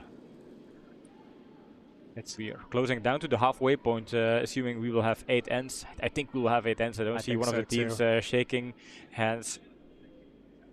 Ooh, it's on the guards. Yep, this one is wide. Now it's not the worst if it rolls back into the middle. We'll kind of block that hole. Ooh, just gonna slide a little bit too much. So still opportunities here for red to come around and find maybe a shot stone, but if they are second shots and limit yellow from scoring more than one, I think they should be happy with that result as well. I mean, we've definitely seen there is enough curl to come around the guards and end up here. As long as they're better than this one there, then they can limit the damage. They don't necessarily need to win this ends. Ooh, it's a bit outside, and the sweepers are jumping on it like it's light. It is light. It will cross the hog line though, but sweeping is good. Extend it as much as you can. Although, can they get it over? Oh, Tim said it was over the hog line, and no, that's unfortunate. That is hogged. You take it out of play, and so that leaves a giant gap for Shrimps 1 to take another point. Great opportunity here for Shrimps. Final stone of this end for yellow to score 3. They are already second and first shots. Can they get this extra bonus points? 4-3 would be an excellent scoreboard halfway the game. More the suspense for the fans. Looks good. It's all about the weight. Can the sweepers estimate it? Feels heavy. Coming in. It's coming in. No, that's going to slow down nicely. That's going to get to the 4 foot. And that is a beauty of a Beautiful. stone there. It's absolutely beautiful. And oops, Shrimps won. They are right back in the game. Big Momentum shifted over to the number oneers. 3 points. The biggest end so far in the history of Shrimps. Yep, that was a huge one. And you often see teams leave that last stone short, and trying to be afraid or getting afraid of throwing through. Nope, that one looked really good. Sweepers brought that right down to the tee line. Juist wel zwaar verloren. They are entitled for to take a 4-minute break here. Sometimes some teams would do it, other teams would say, no, we just like to stay in the game. We don't want to kind of get called again. But great game. I have been enjoying myself. I was a bit worried, like, are we going to see too much chaos? And to be honest, I am kind of surprised in a positive sense that these teams know how to play the game. They also kind of pick up all of the small details, know when a stone has to be taken out of play, that kind of stuff. They're keeping it moving along. They are taking a little bit of a break. Well, if they are taking a break, I think we can pop back to the booth and give our brutal, honest opinions, as we always do here at Kurdia. Yeah, I am well entertained. Sean, this is not a mistake broadcasting the beginners teams here. I think we have seen an entertaining game, and we are down 4 ends into an 8-ender, and I am still no further in terms of knowing what team will win. I think at some point the A team was showing a little bit more strengths on their draw weights, but yeah, it took a while for Team 1 to come back, but we are more or less tight. Yeah, they are getting back in there, and the biggest surprise for me is we've only seen one hogged stone the entire match, and that is pretty rare for a bunch of new players. I mean, that's usually the hardest thing, is having enough weight to get down the whole length of the ice. I mean, it's 40 plus meters to go from one side to the other. It's not that as easy as it sounds, and these guys have been doing pretty well. Their sliding looks pretty controlled. Releases have been pretty good for the most part. A couple with a little bit of wide stuff, but that's perfectly normal at this level, at this stage in their career. Yep. A few have been heavy, but that's also... Yeah, just remember the last 2 stones of Team Yellow, their 4th player. Just 2 excellent draws there. They come around, just narrow around the guard, settling real nice. And then also that last stone, just settling, touching the forefoot. That was very, very good draw it. If he can keep up that, and if you have a 4th player that just knows how to throw to the pin, you can be a very strong team. I think if he can keep up that level, it's a raw diamond. You should polish him, you should nurture him, and he will get you some big wins. Yeah, and I think that was the biggest thing I was looking forward to tonight was, are we going to find a couple of hidden gems, diamonds in the rough, guys that have just picked it up but have kind of shown their aptitude early. And we've seen a couple guys out there, like the skip from Shrimps 1. I wish we had the lineup so we could at least call him by name, but we're calling him by Shrimps 1. He had the oneers and the ayers. Well, I took a picture of the scoreboard somewhere, so I'm just gonna, while you talk, I'm just gonna find it. Yeah, but we're seeing some good throws there, like great weight. He's thrown quite a few stones getting in there onto the tee line, which is a very, very important skill to have in curling, especially if you are throwing last stones. Those are the crucial ones. Those are the scoring stones. And so it's really good to see that, seeing some guys, nobody's sweeping unnecessarily. They tend to understand that, hey, following along on the stones, this was too heavy. This one needs it. There's still some fine tuning to go, but I'm very pleasantly surprised with what we're seeing here tonight. Yeah, I wonder if you're one of the other teams in League E and you're watching this game, especially Carl Rogers, new to the Belgian Curling League, new to curling. Are they estimating this opponent to be a tough opponent? I think even for Team Mechelen and college boys, I think Shrimps have a good chance at playing very good against those teams. So Shrimps could be like mid-tier in the E-League here. Yeah, I don't think either of these teams are going to be pushovers for the rest of the league. So I think if any of them are watching, you guys got to pay attention. You got to bring a good game, hoping that this continues. Sometimes you see the momentum shift back after a break. Some teams able to gather themselves up and go forward, and some teams just kind of lose that focus. So Let's hope neither of these teams loses their focus. I want to see this go all the way down to the last stone of the 8th end, because that's always more exciting for us too. Yeah, definitely. And I'm wondering, because we have 2 shrimp teams, but they made a call out to even do more tryouts, bring in more players. I think in Belgium curling we have around 100 curling players, not all of them like very active players. Yep. If they just bring 25 players, the shrimps are already like a quarter of the Belgian curling scene. So that's that's a takeover. That's a it's a takeover. Yeah, it's Trumpism in Belgian Curling League right here. Watch it. But yeah, and they've also made a call out not just for new players, but for new women players. They want to bring, right now they've got 14 men out on the ice. They want to have the lady shrimps as well. And honestly, that is something that the Belgian league could use. We have quite a lot of our juniors are girls. Not so many boys in the juniors, but once you get into the senior and the adult level, it's mostly men. And so they are looking to have, it would be nice to have a bunch of younger women come in and join the club, or older women, any women coming in and joining the club. You never judge women by their age. We don't know. Okay, well, let's just say this is women. We'd like to have more women join and come in, and that would be great to have more teams. I think we all want to see more competition for that national level teams. Especially on the women's side, because challenging the men's national team is hard. They just won European B division. They are going to, let's say, the top tier in Europe.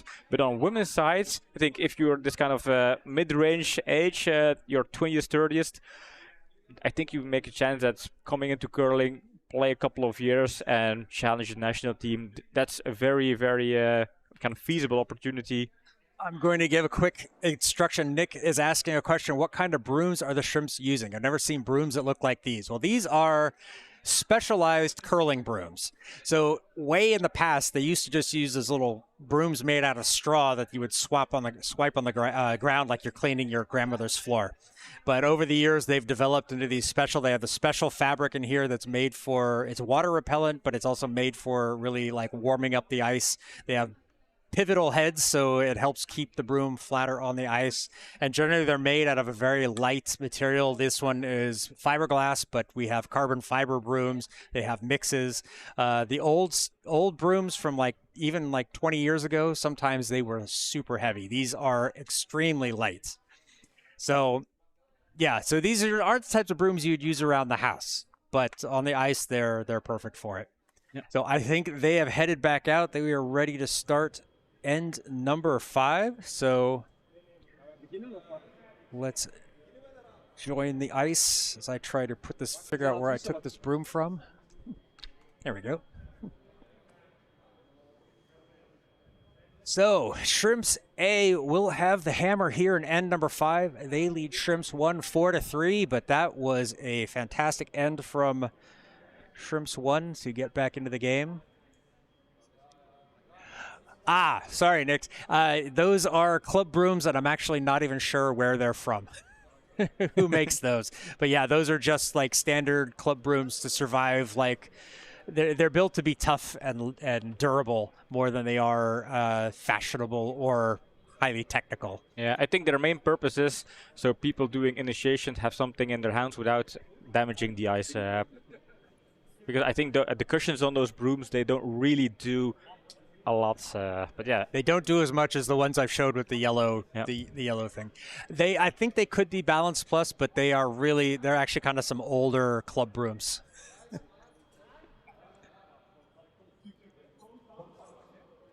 Oh, no worries, Nick.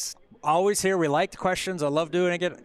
And if you have anything else, feel free to ask. All right, away we go. Yeah, in terms of teams and players tripping during slidings or sweepings, we only had 2 for a bunch of players picking up on the sport for a month. I think that's also on the low side.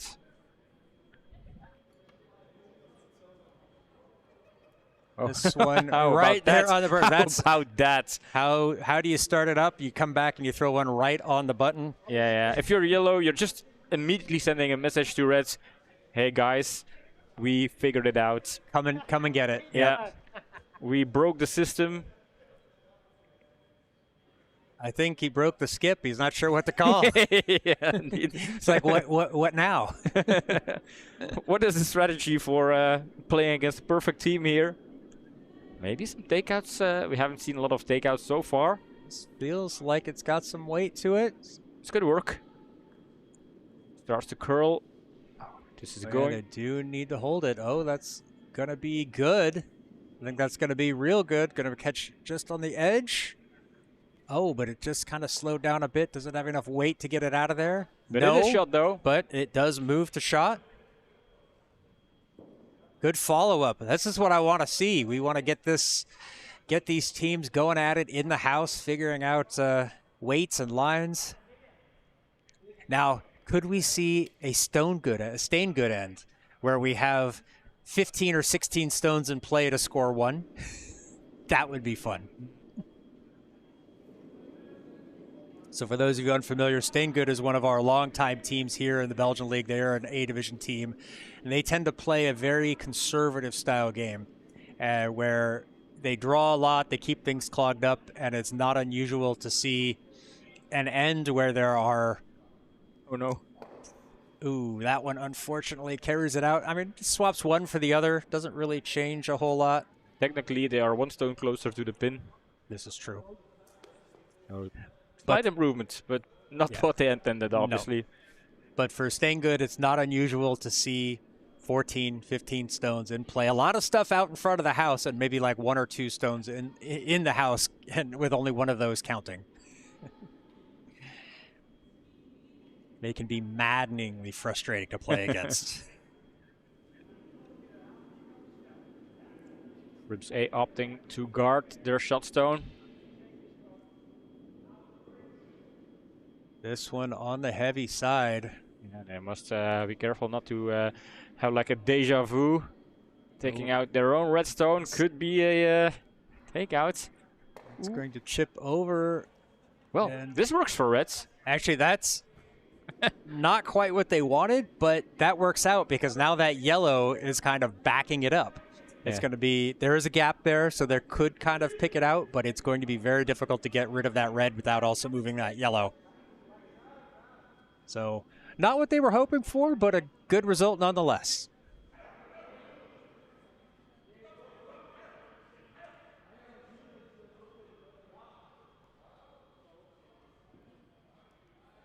See all of the fans that the Shrimps brought with them to watch the match in-house.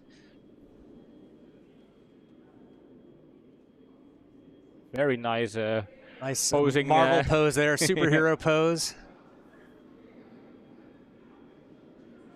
This one curling over. They don't want to hit it right on the nose. Either side would be ideal, but that's going to catch the nose. And I don't mind right on the nose. It's shot, and you have the same situation, but now in favor of yellow here. Well, then, and especially yellow not having hammer. This is, I think, from a tactical point of view, a very, very nice setup here for yellow. I stand corrected.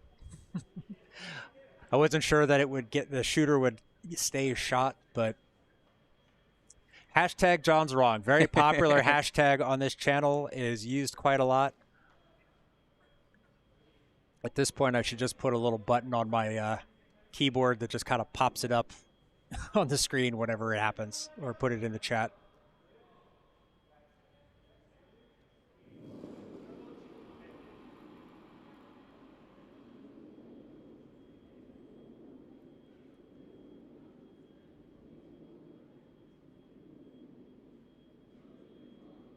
This is probably a fly, although finds some curls curl. Over, that could tap on the yellow and somehow misses the yellow and hits their own red. How on earth?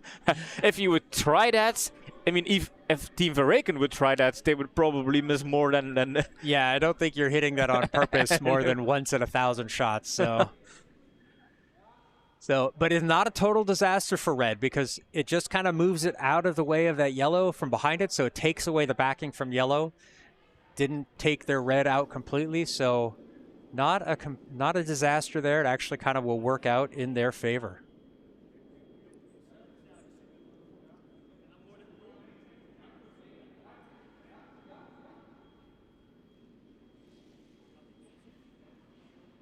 This one curling over. If they can get this one to freeze back on top of that red, that will be ideal. Doesn't quite have the legs to get there, but it's still pretty nice. I mean, they are putting pressure on reds.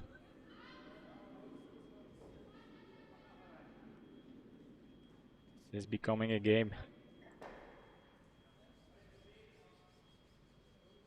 Looking at a freeze here. So I don't know if I've explained the term freeze. Freeze is when the shot stone comes to rest up against another stone. And it should be right up against it. Oh, this one not quite got the weight. Supers are going to try to drag this as far as they can, but this is going to curl over a little bit, end up in front of the house. Does set up another guard for them, but they do need to take care of that yellow sooner rather than later. Yeah, this is looking good for the yellow here. Yellow with the morality boost, the momentum. Red on the back foot, and yellow could just take the lead for the first time in this game. On the wider side, trying to get in behind those two on top of the red. This one's not looking too bad. It's definitely wide enough. Oh, did they oversweep it? Maybe just a little bit, and that's going to carry around to the back of the house. I think you can still come over the center. That's my preference. Honestly, I would have preferred them to come over the center. If it's short, it leaves a guard. If it comes around, then they're there. Here's where I'd like to see Shrimps A play a takeout. I'd like to see him hit this yellow one out of the way. I'm not sure they are confident enough in their ability to do that just yet, so they are playing the draw. Although this is a pretty heavy kick out for a draw, so... They're trying something here, but this will just fly by. Unfortunately, pushed it a bit outside. Yeah, as you can see, when the stones go that fast, they don't curl a whole lot, so it was unfortunately going to be very difficult for it to come back around.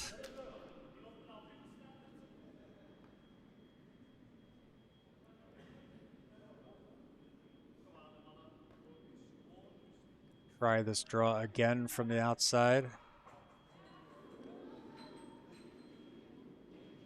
Somebody is fallen in the kitchen. Heard a bottle or two fall over. Hope they're okay. Should get around. Oh, just as I was about to say, it should get around the red. It seemed to just kind of slow down and turn right. Closes down that kind of draw path in the middle, though, so that it's not the worst for the yellow. But if red manages to pull off a nice hit and roll here, all of a sudden red could sit 2 in the forefoot. So I think that would be an interesting, good choice. And by the broom, I am guessing that's kind of what they're looking at. Feels like a hit here, yeah. And they pull it off. It's definitely the call. Looks pretty okay. It's close to the center line, though. It is starting to curl already. Curls very hard now, crashing into the guards. Yep, that is going to chip off that yellow. And it will come into the house. Where is it going to finish? That could be usable for them later. That is sitting third shot. So red sitting with 1 and 2 at the moment. Yeah, if red can deal with the shot Yellowstone. Sorry, 2 and 3, not 1 and 2. Yeah, but if they can deal with that shot Yellowstone. Yep. Yeah. And yellow had a warning. They know what red is up to. Red is attacking the Yellowstone with a takeout. So are they going to try and guard it as a counterplay? I mean, that's the cool thing with strategy. You kind of see and know what your opponent is going for. Yep. Are they going to try to come around the outside? I guess so. I guess they're afraid of if they're too heavy. They're afraid of taking out their own Yellowstone by accidentally being too heavy, I guess. Yeah. That would explain them not opting to come over the center line. I feel like this is a little tight already, but if it comes around, curling over, it's going to keep carrying, and that is going to get into third shots. In his third position there. Is Red going to go for this second or third attempt here at this takeout? I think with the Yellowstone sitting there, a double takeout is out there. It is there. They do have to be careful not to hit this one here because it could jam, so they really do need to be careful on that. But I like going for the hit here. This has got some weight on it, but did he kind of, I think he was sliding, was a little bit outside, and that one's just going to keep on going. Yeah, it's even out. And here's the classic thing that could happen. He threw the wrong handle. He didn't throw any handle. Okay. And so that kind of, when you don't rotate the stone, we call it giving handle. If you don't rotate the stone, it will figure out its own direction, and it's usually not the one you want it to go in. So. No. And Yellow not opting to guard it again. So a lot could happen with the final red stone there. This one also a little bit on the tight side. Yeah. If they sweep it, they might tap in Yellow. Oh, this. Were they waiting too long for that? I guess so. A little bit too long, but now they're going to have a guard over their Yellows. Yeah, so that helps. Yeah. it wasn't what they were planning on, but it is what happened. So they got a good result out of that. Looking at stealing here, will we have a 4-4 scoreboard, or will Shrimps A pull something out of their sleeve to save the day here? But Shrimps 1 are virtually stealing their way into a tight scoreboard. Now, Shrimps A do have a gap here, but this is an advanced shot. It is a very narrow gap. If they throw it with the right weight, they can push that one away and still leave the shooter there. But that is asking a lot even of A division clubs. So, because you don't see a whole lot of that yellow there behind it. I think they're looking at running back that red guard into the Yellowstone. He's wide again. Not that much weight on it, so you want to make sure they don't. Well, it's starting to curl over. They will get to the inside of this yellow. I don't think it can get but shots. It's not going to get to shots. No. Yeah, so excellent stone if you want to draw, but yeah, it's hard to come from that side. You will always tap that yellow stone on the outside, so just tapping it close to the pin, but finding a better draw was hard. And I needed to update the scoreboard. That is one more for yellow. We have a 4-4 scoreboard, so I think the tension is rising. Go all knotted up after 5 ends. 3 more to go. Anything can happen. Both of these teams have been playing on a similar level. Really trying to get things together. Him being called away for an emergency, so I think I muted him, but I'm not sure. So I'm flying solo here. I'm going to try to talk about everything and control the cameras and figure out who's doing what. Oh, that's not the right part of the scoreboard. There we go. Now we've got the right stone.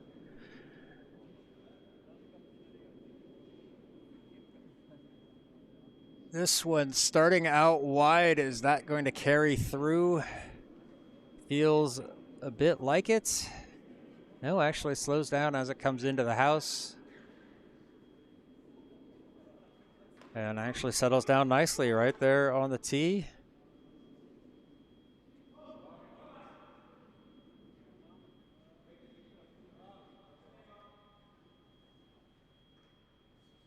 So let's see what Shrimps A can do. They've got the hammer again. They need to get something going here.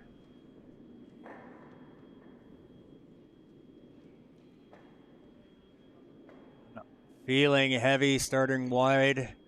Yeah, sweepers peeling away. They're escorting that stone down. It's starting to slow down, but not enough, and that is going to carry out the back, unfortunately.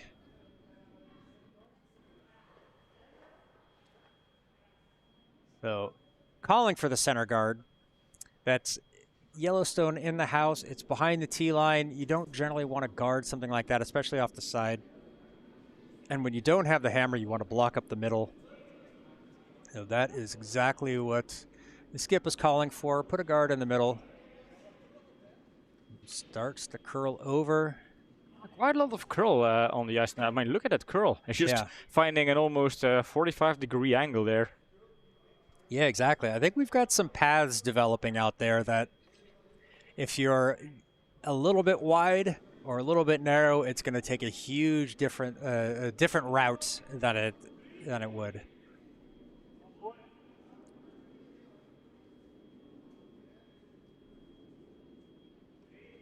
So you got to take advantage of that corner guard, try to get in behind it in the house. I like this call.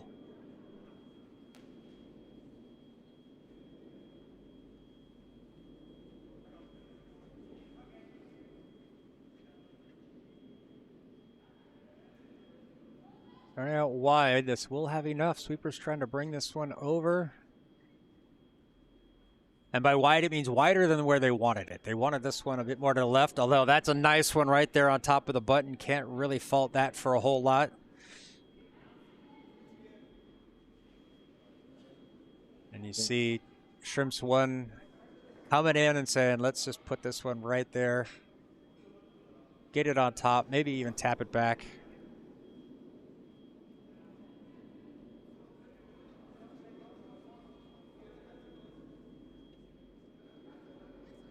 One needs to curl over, but you see it's got just a little bit more weight on it, so that curl comes much later and less pronounced. So this one's going to just slip by that red. The subtle art of curling. Oh, yeah, head scratcher on that one. Does stay biting at the back of the house, so that could come into play later, either as a jam stone or even possibly a scorer. You never know.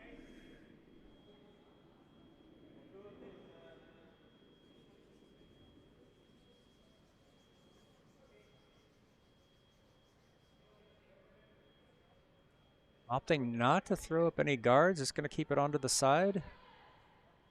Which, when you have the hammer, it's what you want to do, keep it open. So get something into the house, out on the corners.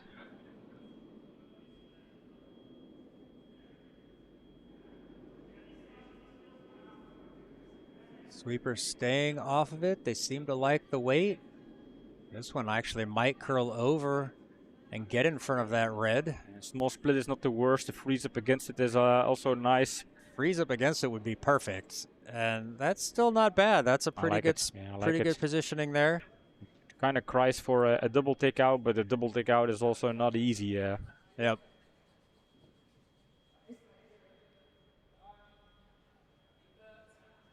He will try it.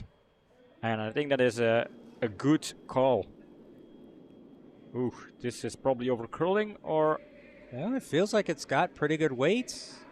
Oh, no, but once it starts to go, there it goes. Are they going to be able to hold it, even maybe catch the back one? No, unfortunately not. Yeah, it was already very close to the center line, and it started to curl very soon, so it felt like if they can keep it straight, maybe. But good effort. I mean, it was the right call, and sometimes, well, you have to throw what is needed. But, go.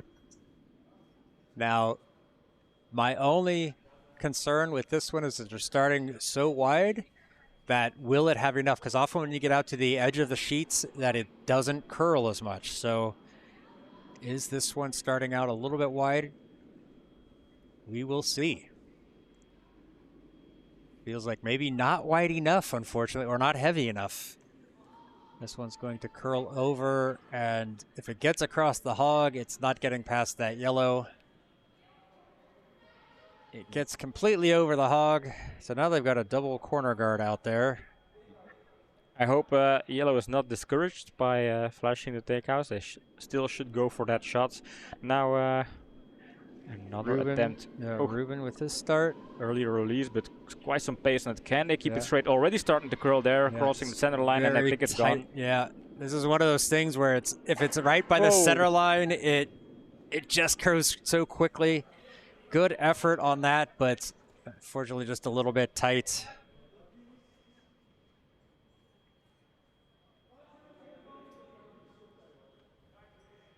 Heard some suspense kind of building up here in the in the canteen. Yeah, there was belief in the stone, and quite honestly, with the pace, I was hoping it would be slightly more straight. I like this call. Very good. Wants to put a guard right there, protect those two stones in the house.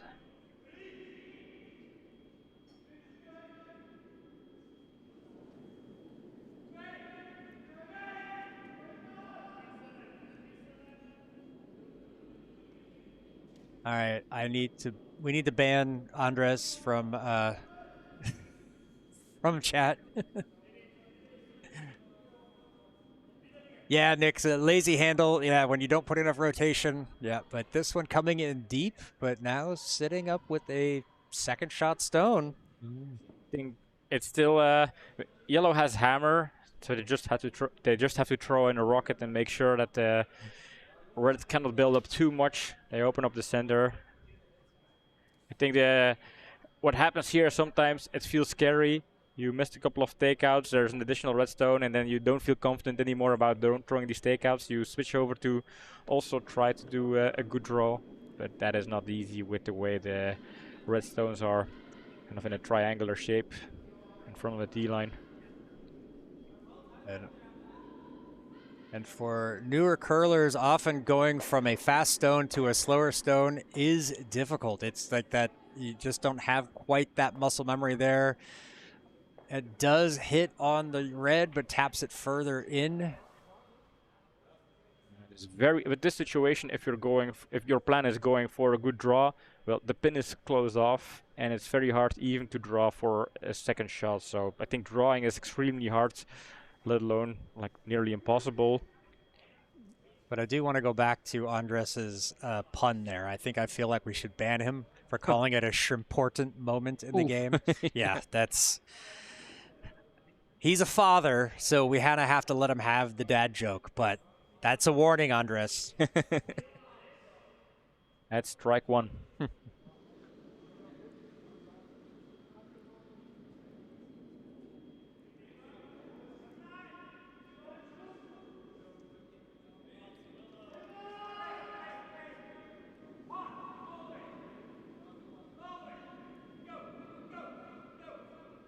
For red, this is looking pretty solid.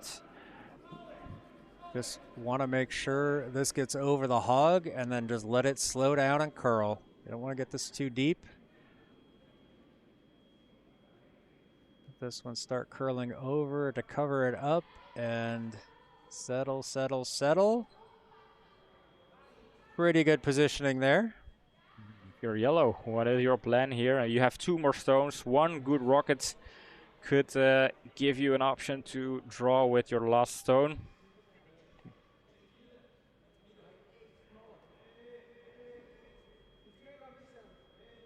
Now see, they're kind of looking at it from, are they trying to draw? Yeah, they're trying to discuss where they want to go. And if they're going to throw a takeout, I would come from the other way. Come from this direction here, because you got more of a gap if it curls over.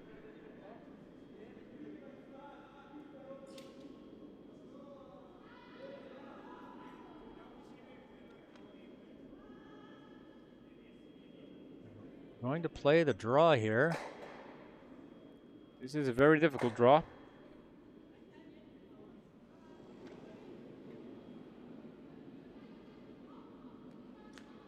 They have to play what they're comfortable with, and if this is what they're more comfortable with, sometimes you have to default to that. Yeah, I mean, especially on the beginner's level, this is sometimes how your opponent scores a big house, because you are throwing takeouts, you miss them, they just keep throwing stones in the house, and all of a sudden you're looking at 4 or 5 opponent stones.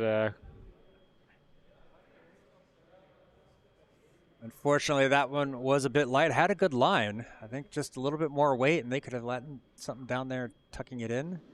Now, if I'm red, I'm throwing something here, just in this area, right there.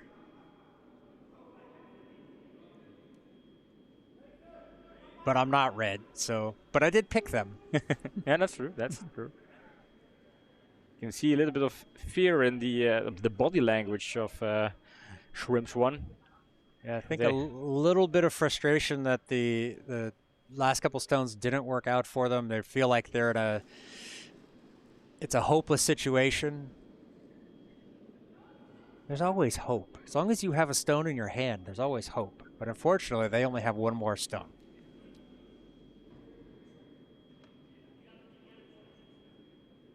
Bina, good to see you. Now, which shrimps are you rooting for? They're tied. This one coming over. That's exactly where he wanted it. That's a great position there. This is excellent. This is excellent. And is it sitting 4 shots? No, it isn't. No, it isn't. No. It is. Those 2 yellows are still counting out both of the reds, so. Yeah. The red is sitting shot and second. Bina calling for a tie. Oh, that's just like nails at a chalkboard to me. Although if it works out, then hey, you picked correctly. No, just flinging one down there. Unfortunately, that's going to overcurl. Oh, chips out a bunch of yellows. Yeah, and almost crashed into the game on the other sheets. So I'm not even sure what we're looking at here. Nope, that yellow in the back is still out counting those two reds. So it was a good effort. Throw something in there. Hope something wild happens. Just imagine if they nose hit reds, they could score 1, 2, 3, 4, 5, 6. They could score 6. Yep. Just straight in right there, run it back. Yellow one goes away, and that is 6, which would be massive. A run back for 6. Are they looking at that option? I mean, it is riskless. They are already sitting pretty comfortable. They cannot really hurt themselves too much. It's not like they can tap any Yellowstone. I mean, honestly, Bina, taking Shrimps 1 with your proclivity for choosing the underdog, if you were to look at the situation, they are the underdog. Like, the scoreboard is tied, but they are about to give up 2, maybe more. Yeah, did we get some results from the poll, from the votes? I will have to take a look. Oops. Because it's closing down after this stone, right? It is already closed down after the 4th end. We have 60% took Shrimps A, 40% took Shrimps 1. Nobody rooted for a tie. And I think this is a good outcome for Shrimps A, for Shrimps 1, because Shrimps A leaving this one short and they just scored 2. I mean, scoring 2 is pretty nice on the hammer, but I mean, there was an option for 6. There was an quote-unquote easy option for 3, so I think they got off the hook here, the yellow boys. So, well, the pink ones actually. But, yeah, they're all pink. But yeah, that looked pretty scary, but luckily for Shrimps 1, the damage was not extremely high, and therefore Shrimps 1 is still in the game. There you go. Bina now has his choice. We've got a couple of ends. Now, are you just getting up, Bina? I think you're getting up. It should be afternoon there. So you should be not coming home from work, but getting ready to go soon. Welcome in. Glad to have you. We've got a whole bunch of new fans in here watching these brand new teams go at it. Both teams, they came down here with 7 players each. They didn't kind of figure out the official lineup. So for each team, there are 2 alternates here sitting in in the canteen on the benches. I wonder how they are perceiving the game so far. Are they like hoping to get swapped in at some point? I don't know how many players you can swap in. I think it's only one. So Yeah, you have an official. You have one alternate. Yeah, I think you're only allowed. They can have up to 7 registered with the team, but on game day they can have 5. 5 on the active roster. So I imagine we'll see a lot of rotation, roster switches, position changes throughout the season with these teams, just to kind of get a feel of who's doing what. Unfortunately, I couldn't tell if that was no handle or wrong handle, but that one heads out of play.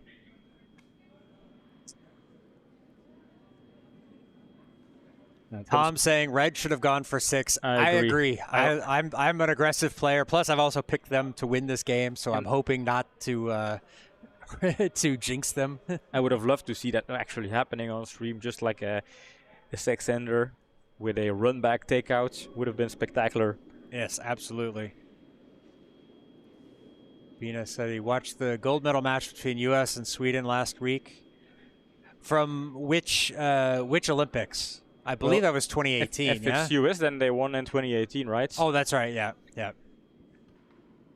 I don't recall US winning 7 Olympics in their history.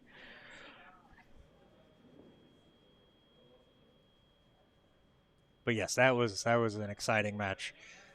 And Ellie was hoping for a 6 house. We all were. That would have been just a huge start to or almost a finish to the game, really. That would have put them up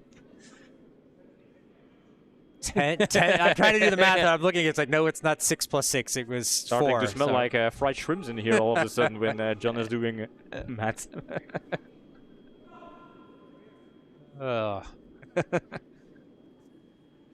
Is it past my bedtime? It must. Yep, it's past my bedtime. One coming heavy. That one's going to go through. And I will say this. I have to put out a huge hit of karma for both of these teams. They have been taking out the hacks each end. As they're like, a lot of teams they don't do it. Now, granted, during matches, it's not as important as during training, but it's still nice to see.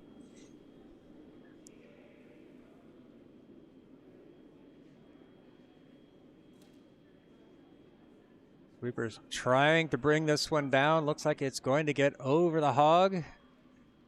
Will that settle? No. Is that over, please? Yes. I think it is, yeah. And that's going to kind of provide some cover over there. Great sweeping there. Sweepers were right on top of it, getting it over the hog, bringing it into play.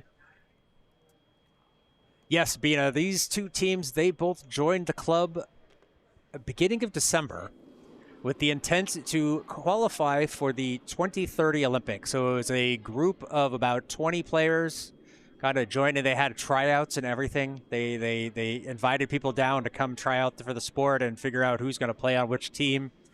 And so, yeah, they've really leaned into it, getting on social media, making up the jackets. Wow. And this is a great stone there. Use that guard to their advantage. You've got a guard in front, backing behind. Classy. So, yes, this is their first ever competitive match. They've been on the ice, I believe, since the beginning of December, so 6 weeks roughly. They've came out and trained. They've been trying to learn this sport as quickly as possible. And fortunately for them, their first match was played against each other. It allows them to kind of have that little familiarity. You know what who you're playing against. A little less scary. Yeah, because Cups 2 will be very scary to play against. Well, the juniors train quite a lot, and some of them have been playing already for a few years. That one is hogged, so does not carry across the line.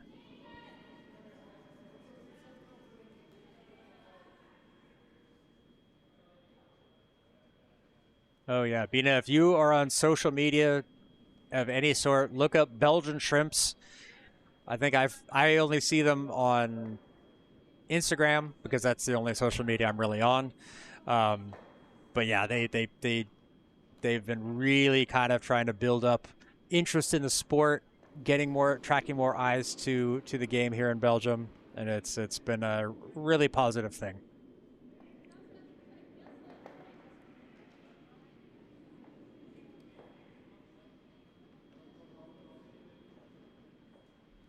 So far, this is looking very good for red here. Looking to steal. 2 great stones here. A nice come around, and then the center guards. Blocks up the middle, Yeah, absolutely. Very strong opening. After not succeeding with the lead stones, the second pair of stones is just making it very hard for yellow to kind of take control of this end.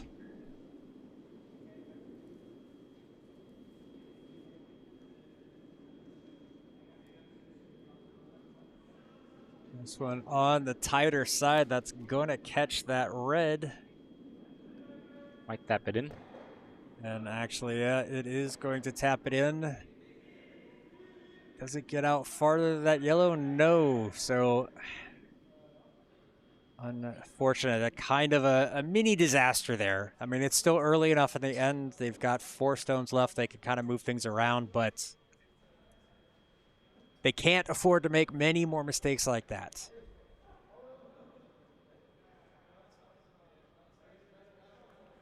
See the strategy, discussing what happened, what they need to do, what the possibilities are. I mean, that's the thing. As long as you're at the beginning of the game, sure, you can take a hit, you can accept a couple of misses. But as you're closing down to the final stages of the game, and you're facing a 2-point deficit, trailing 2 points, then yeah, the tolerance for making smaller mistakes becomes smaller. Yeah, becomes looking in my big dictionary of English words. Well, this one catches on the guard. Still leaves the gap over there. It's a bold strategy, Bina. Let's see how it plays out for him. I love that line.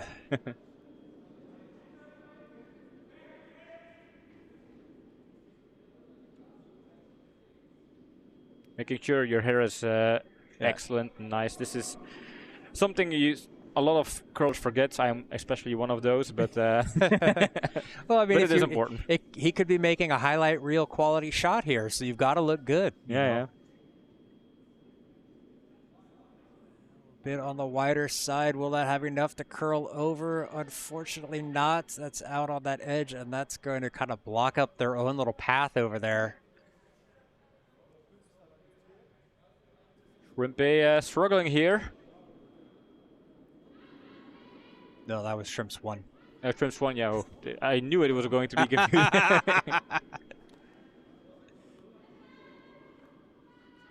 I think they ought to have a challenge like we do for the men's and the women's national teams, that they should create 2 separate teams with different names, and then they challenge to see who gets to be the Belgian Shrimps.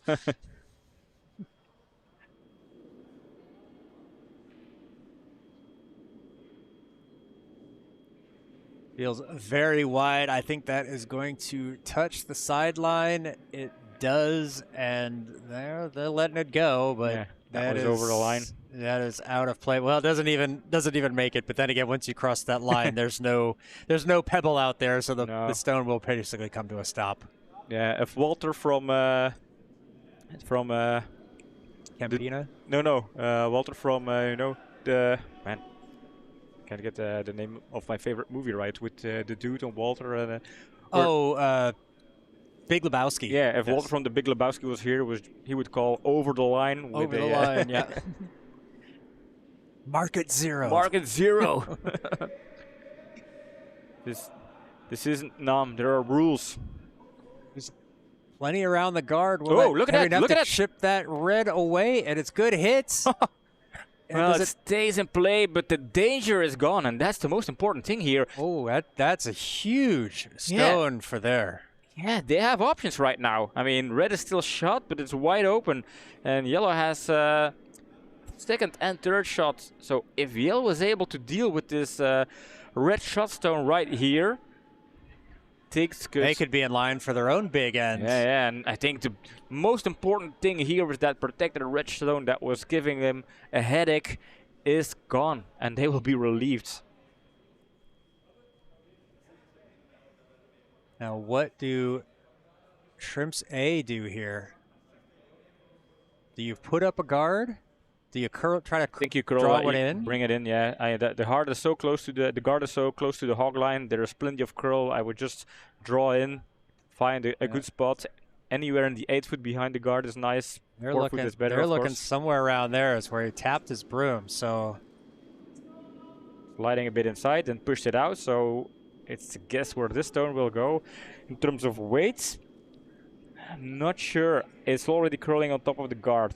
Yep. What is the plan B here? that is going to come over and tap the yellow.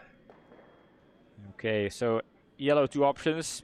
If they don't trust their takeouts, they can just try and come in, find that shot stone. If they want to be bold, and if they look at the scoreboard, they're trailing 2 points. If they want to try something, they can try and take out red. But yeah, I think with the history of missing a couple of these takeouts, giving them that scary position, I think they're going for the draw. I think go for the draw, get into that shot position, and then worry about taking. Yeah, maybe leave that Take for out their end. the last stone. Oh, And did he leave this light? yeah, The sweepers need to work this. Got to get it around. it's not around. It's on the yellow stone there. Oh no! And you know what's even worse, John? It's gonna block. It's gonna Yeah. guard the red. It oh, makes a draw no. hard and it guards the shot red stone here. Now it's Oh. not a complete guard, but oof.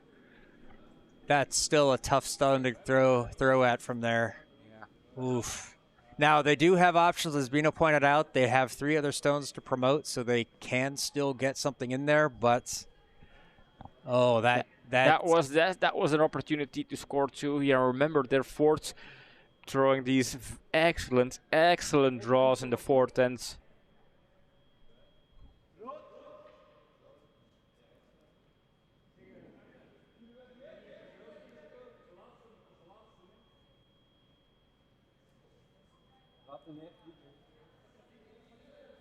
Yeah, Shrimps 1 double checking who's shot here, especially if you're way down there on the hacks. It's hard to tell, but it's definitely oh, red.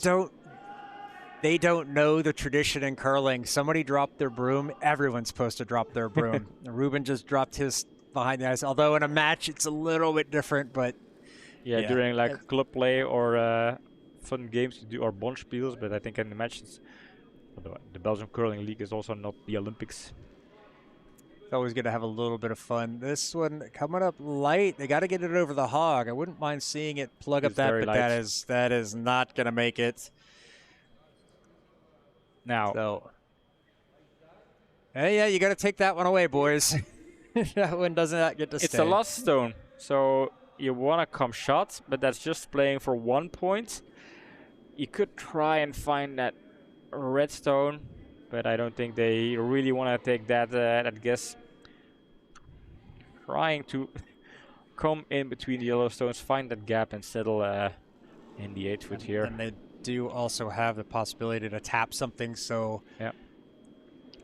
A lot of hope is riding on this stone here. Could be looking at 7-4 or 6-5, and that's a huge difference going into the 7th end. wide. Oh, taps in. But is that going to tap in that yellow? Has a nice oh, it's got an angle. Got to keep sweeping it. Oh No, it's just too short. No, I think it is red. It is red. It is red. Oh, you see the. Oh man. Oh, are they going to measure it? Maybe. Although I think it's red. I mean, from this angle here, I would guess red. They are not entirely sure. Well, they're sure. kicking it away. Yeah. So that was a steal of 1 for red. For a moment there, I really believed that it would just carry just enough to find that shot stone position, but it didn't. 7-4 going into the last end, which means for Shrimps 1, difficult job. The mission is 4 to win, 3 to tie. Not easy. They do have the hammer, but yeah, no more room for mistakes here. And Reds, they can start to smell the sweet, sweet smell of victory in curling. Their first official curling game. Bina, I like your optimism. They do keep the hammer. They only gave up 1. It's not an impossible mountain to climb. No, and they managed to do so in the fourth end. They scored 3, so if they can do it once, they can do it twice. And as Nick points out, they've already scored a 3. They could do it again. Well, that's yeah, indeed. So yeah. I think, that's something that could happen. I mean, really, I think if I'm Shrimps 1, I'm trying to put every stone I can into the house. I think so too. And maybe kind of taunt your opponent to try and take him out, hope for a couple of misses, and all of a sudden you have this kind of situation where Reds had the opportunity to score 6, but then try and have that for yourselves. Oh, scoreboard is working again. So Shrimps A starting things off here in end number 8. They have a 7-4 lead over Shrimps 1 with that steal, all-important steal in the last end. This one coming up right there, center guard. Is that biting the house? If it's biting, that's a good stone. Feel like it's just biting the house, but either way, I'm going to give them a 4 out of 4 on that. Good start. Although you could argue they've got the lead. They don't want to leave any guards for Shrimps 1, but I mean, it's not the guards. It's kind of blocking a good drop out to the pin. Yep. They can tap it back, so it's a useful stone if you're Red. This one is heavy. Yep, that is going to slide through.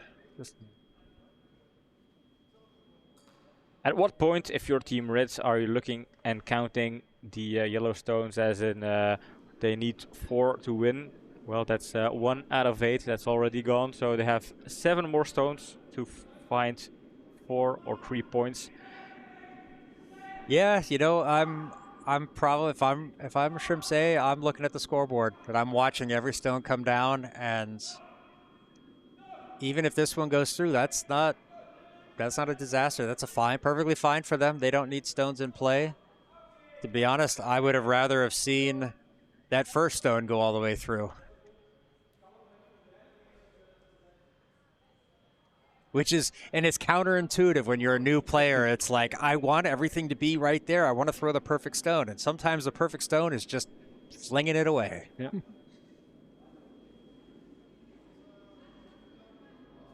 Line is good, but I feel like this is heavy. Okay, looks okay, and there's quite a lot of curls, so I think this is a very good stone here. Yeah, that is that slower, curlier path. Oh, that's great. Who am I to judge speed? That's perfect. Excellent stone. This is exactly what yellow needs to start this end. So far, good starts for yellow. 3 is a lot, 4 is even more, but the first stone is in place, has some protection from the guards. So that's 1 out of 3. I think if you're yellow, you would say, okay, this is, let's do this. Lead stones are definitely in favor of yellow. Can they keep up the efforts? Can they get into the heads of Shrimp A? Wanted this one to freeze up against the yellow. It is a little on the wide side, and Wade's going to carry it past the tee. Oh, wow. No. What do I know? Like I said, I should not judge. That's an excellent follow-up there. Oh, yeah. This is something yellow has to deal with. It's now just tapping it and rolling to the side. The hit and stay is not the worst, but they really need to get rid of that yellow or that red one if they want to have an option of scoring at least 3. If you're red, this is exactly what you kind of like, having your stone close to the pin. Will this one curl in time? Oh, this one's on that wider line. I've been watching it as it comes through the stones as they come through the king size logo. If it's out over the Z, then it's just not curling overly much. And that one, unfortunately, draws through the house as well. If red is able to guard it up, they are all set to seal this victory. And for a skip being so new to the sport, I kind of like how they just figure out what the right call is here. It feels a bit wide, but we know there is quite a lot of curl, especially with these slow-paced stones. That one is out well wide of the E, but it's starting to curl, and once it starts to go, that one's definitely got a good weight on it. Oh, beautiful, beautiful, That's beautiful. Another great stone. They're really throwing the pressure onto yellow. And I mean, and right now, yellow is almost being forced to start throwing takeouts if they want to do something, but it's, and they're not you can see it, they're not comfortable throwing them, and it's that's exactly what you want to do when you're curling. You want to make sure the other team has to throw things they are just not happy with. Pretty good marvel pose there. Get the knee off. There you go. A little bit wide though. Yeah, I feel like this is kind of a similar situation as we had before. I mean, they don't like takeouts, but I don't think draws and draw attempts will get them into a situation where they can get shots, let alone scoring 3 or 4. So even if they don't like takeouts, they'll have to accept that that is what they have to try. Sometimes you're with your back against the walls like a poker. Maybe you don't have the best hand, but if you're burning through your chips, you have to go. Sometimes you have to go all in. Yeah, all in with 2-8 offsuit. Yeah.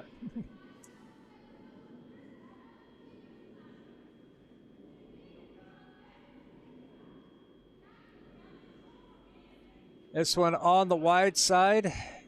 That's going to stay away from the sideline. Will they be able to get it down close to the house? Probably not. There's just not enough pebble out there to really keep it going. But at this point, not a Red disaster. Cannot really, I mean, anything that is not a takeout on your own stone is pretty much okay-ish for Red. They are already in a very, very solid setup here. Yeah, as long as they don't take out their own, stones. And even then, is that really the worst thing? Not the worst, no.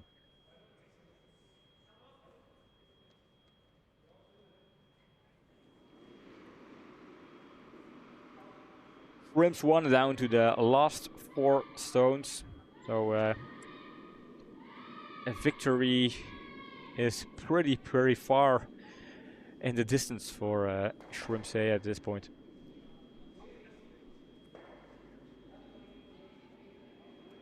Run back could work here. This is going to tap on the red. Will it have enough juice to tap on the yellow and tap it back into shot? Not quite. No. And the way the angles, I mean, if red could have just shifted a bit more to the sides, then they had run backs, but the angles here are so unfavorable for Shrimps 1. Yep. And with the angles, I mean, if you throw in some weight, it's very hard to run back yellow onto the shot stone or making things open without losing your yellow stone in the house.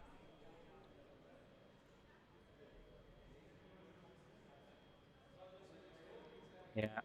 If you're Reds, just building up rubble in front of the house is pretty nice. There's not that much you can do wrong. No. Even drawing in, I mean.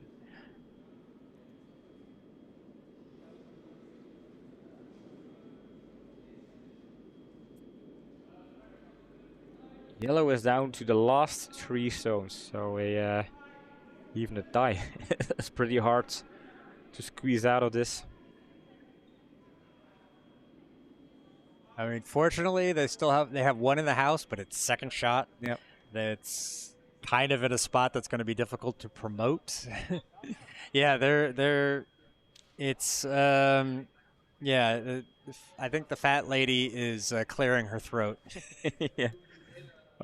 In all fairness, I think Reds has a deserved victory. Kind of overall, over 8 ends, I feel like they were the stronger team tonight. Yeah, I feel like they were a little bit more consistent, able to take advantage and put pressure. Yeah. I think, yellow had certainly a couple of ends where they threw some great stones. Just unfortunately weren't able to carry that through. Now, this what's could be nice. This could do? be very nice. Oh, very nice. Picks that one off. Yeah, but this is moves into second and third position. Yeah, it is still possible if yellow kind of runs back the red stone onto the shot stone. Yeah, there's a double, possibility. there's a possibility. It's a very tough one, and having to run back an opponent's stone, you just don't like running your opponent's stones back into the house. But there is still life. It's out there. It is. It is kind of hidden in the weeds, but it is out there. And if you're Reds, you cannot panic. You need to just keep guarding things up, because you know yellow will just kind of throw in some heavier weight stones to find that double take out. Yeah, if I'm red, I'm putting a stone right here, just right in front of that one. You don't. Yeah. Or you can just come over the center and try and end up in between. Coming in like that. Yeah, that's a little bit more difficult. Yeah, but if you don't trust your guards or whatever, you still have some backing. You could tap out yellow if it's slightly too hard, but you still hit it. So there are some kind of plan B, plan C alternative options with that. The risk I would fear is being too hard, hitting this and splitting it open, and then suddenly creating a direct path to. But the thing is, those yellow ones, they don't have backing. So if you hit them, they might just go out of the house, bringing you closer to a mathematical victory. Yeah. And this one is too light. So a hog stone.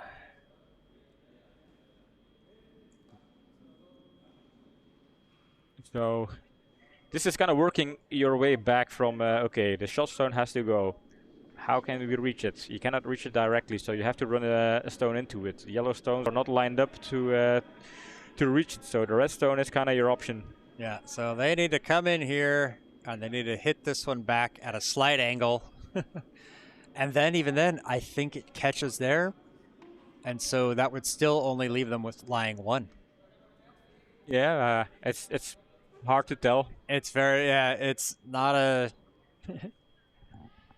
Even if it's catching, then you have to hope for you have one more stone afterwards. But you need to, even if it's a small window, you have to open that window. Going for a draw here. Yeah. Draw is not going to deal with the shot stone, I'm afraid.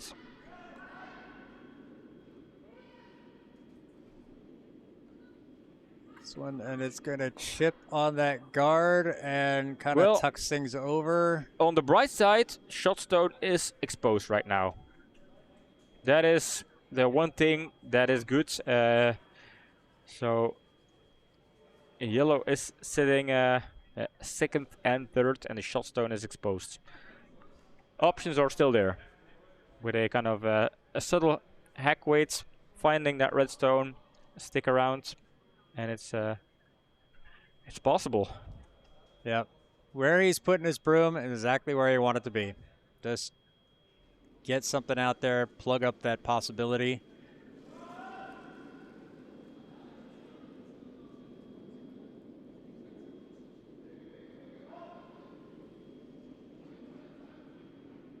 Starting to curl, starting to slow down. Sweeper's jumping on it. They want to make sure this gets over.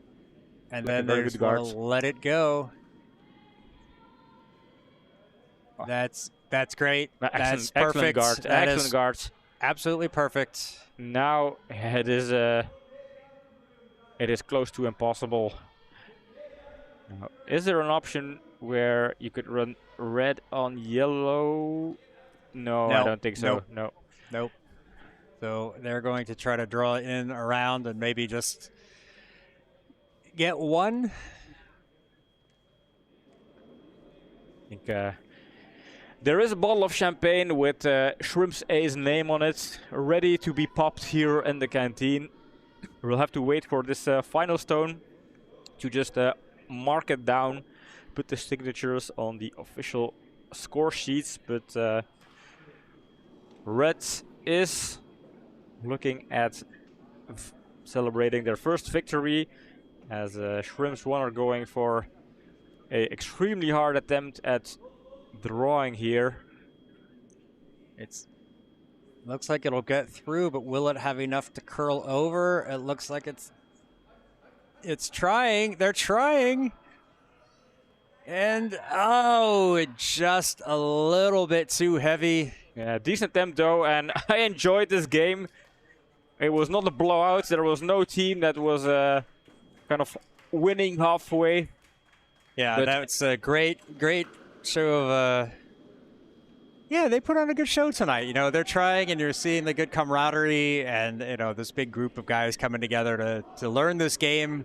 and the lonely all walk together, of the losing yeah. skip, updating the scoreboards. Oh, Reuven, not happy. No. Got his The he's walk of shame, and they have their cameraman right in filming there, it, yeah. trying to catch some glimpse of those tears. But they've got something to learn from. They now know what it feels like, and the karma, putting up the score. You don't see a lot of skips walking all the way down to the other end to do that, and got to give my respect to Reuven for that. The curling gods will be happy. Yeah. The fans are rushing the ice. Yeah, I think we're going to see some pictures and I think so too.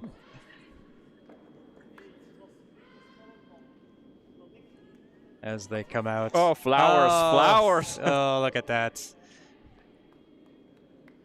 Congratulations. Flowers for the winners. Kisses from the pretty ladies.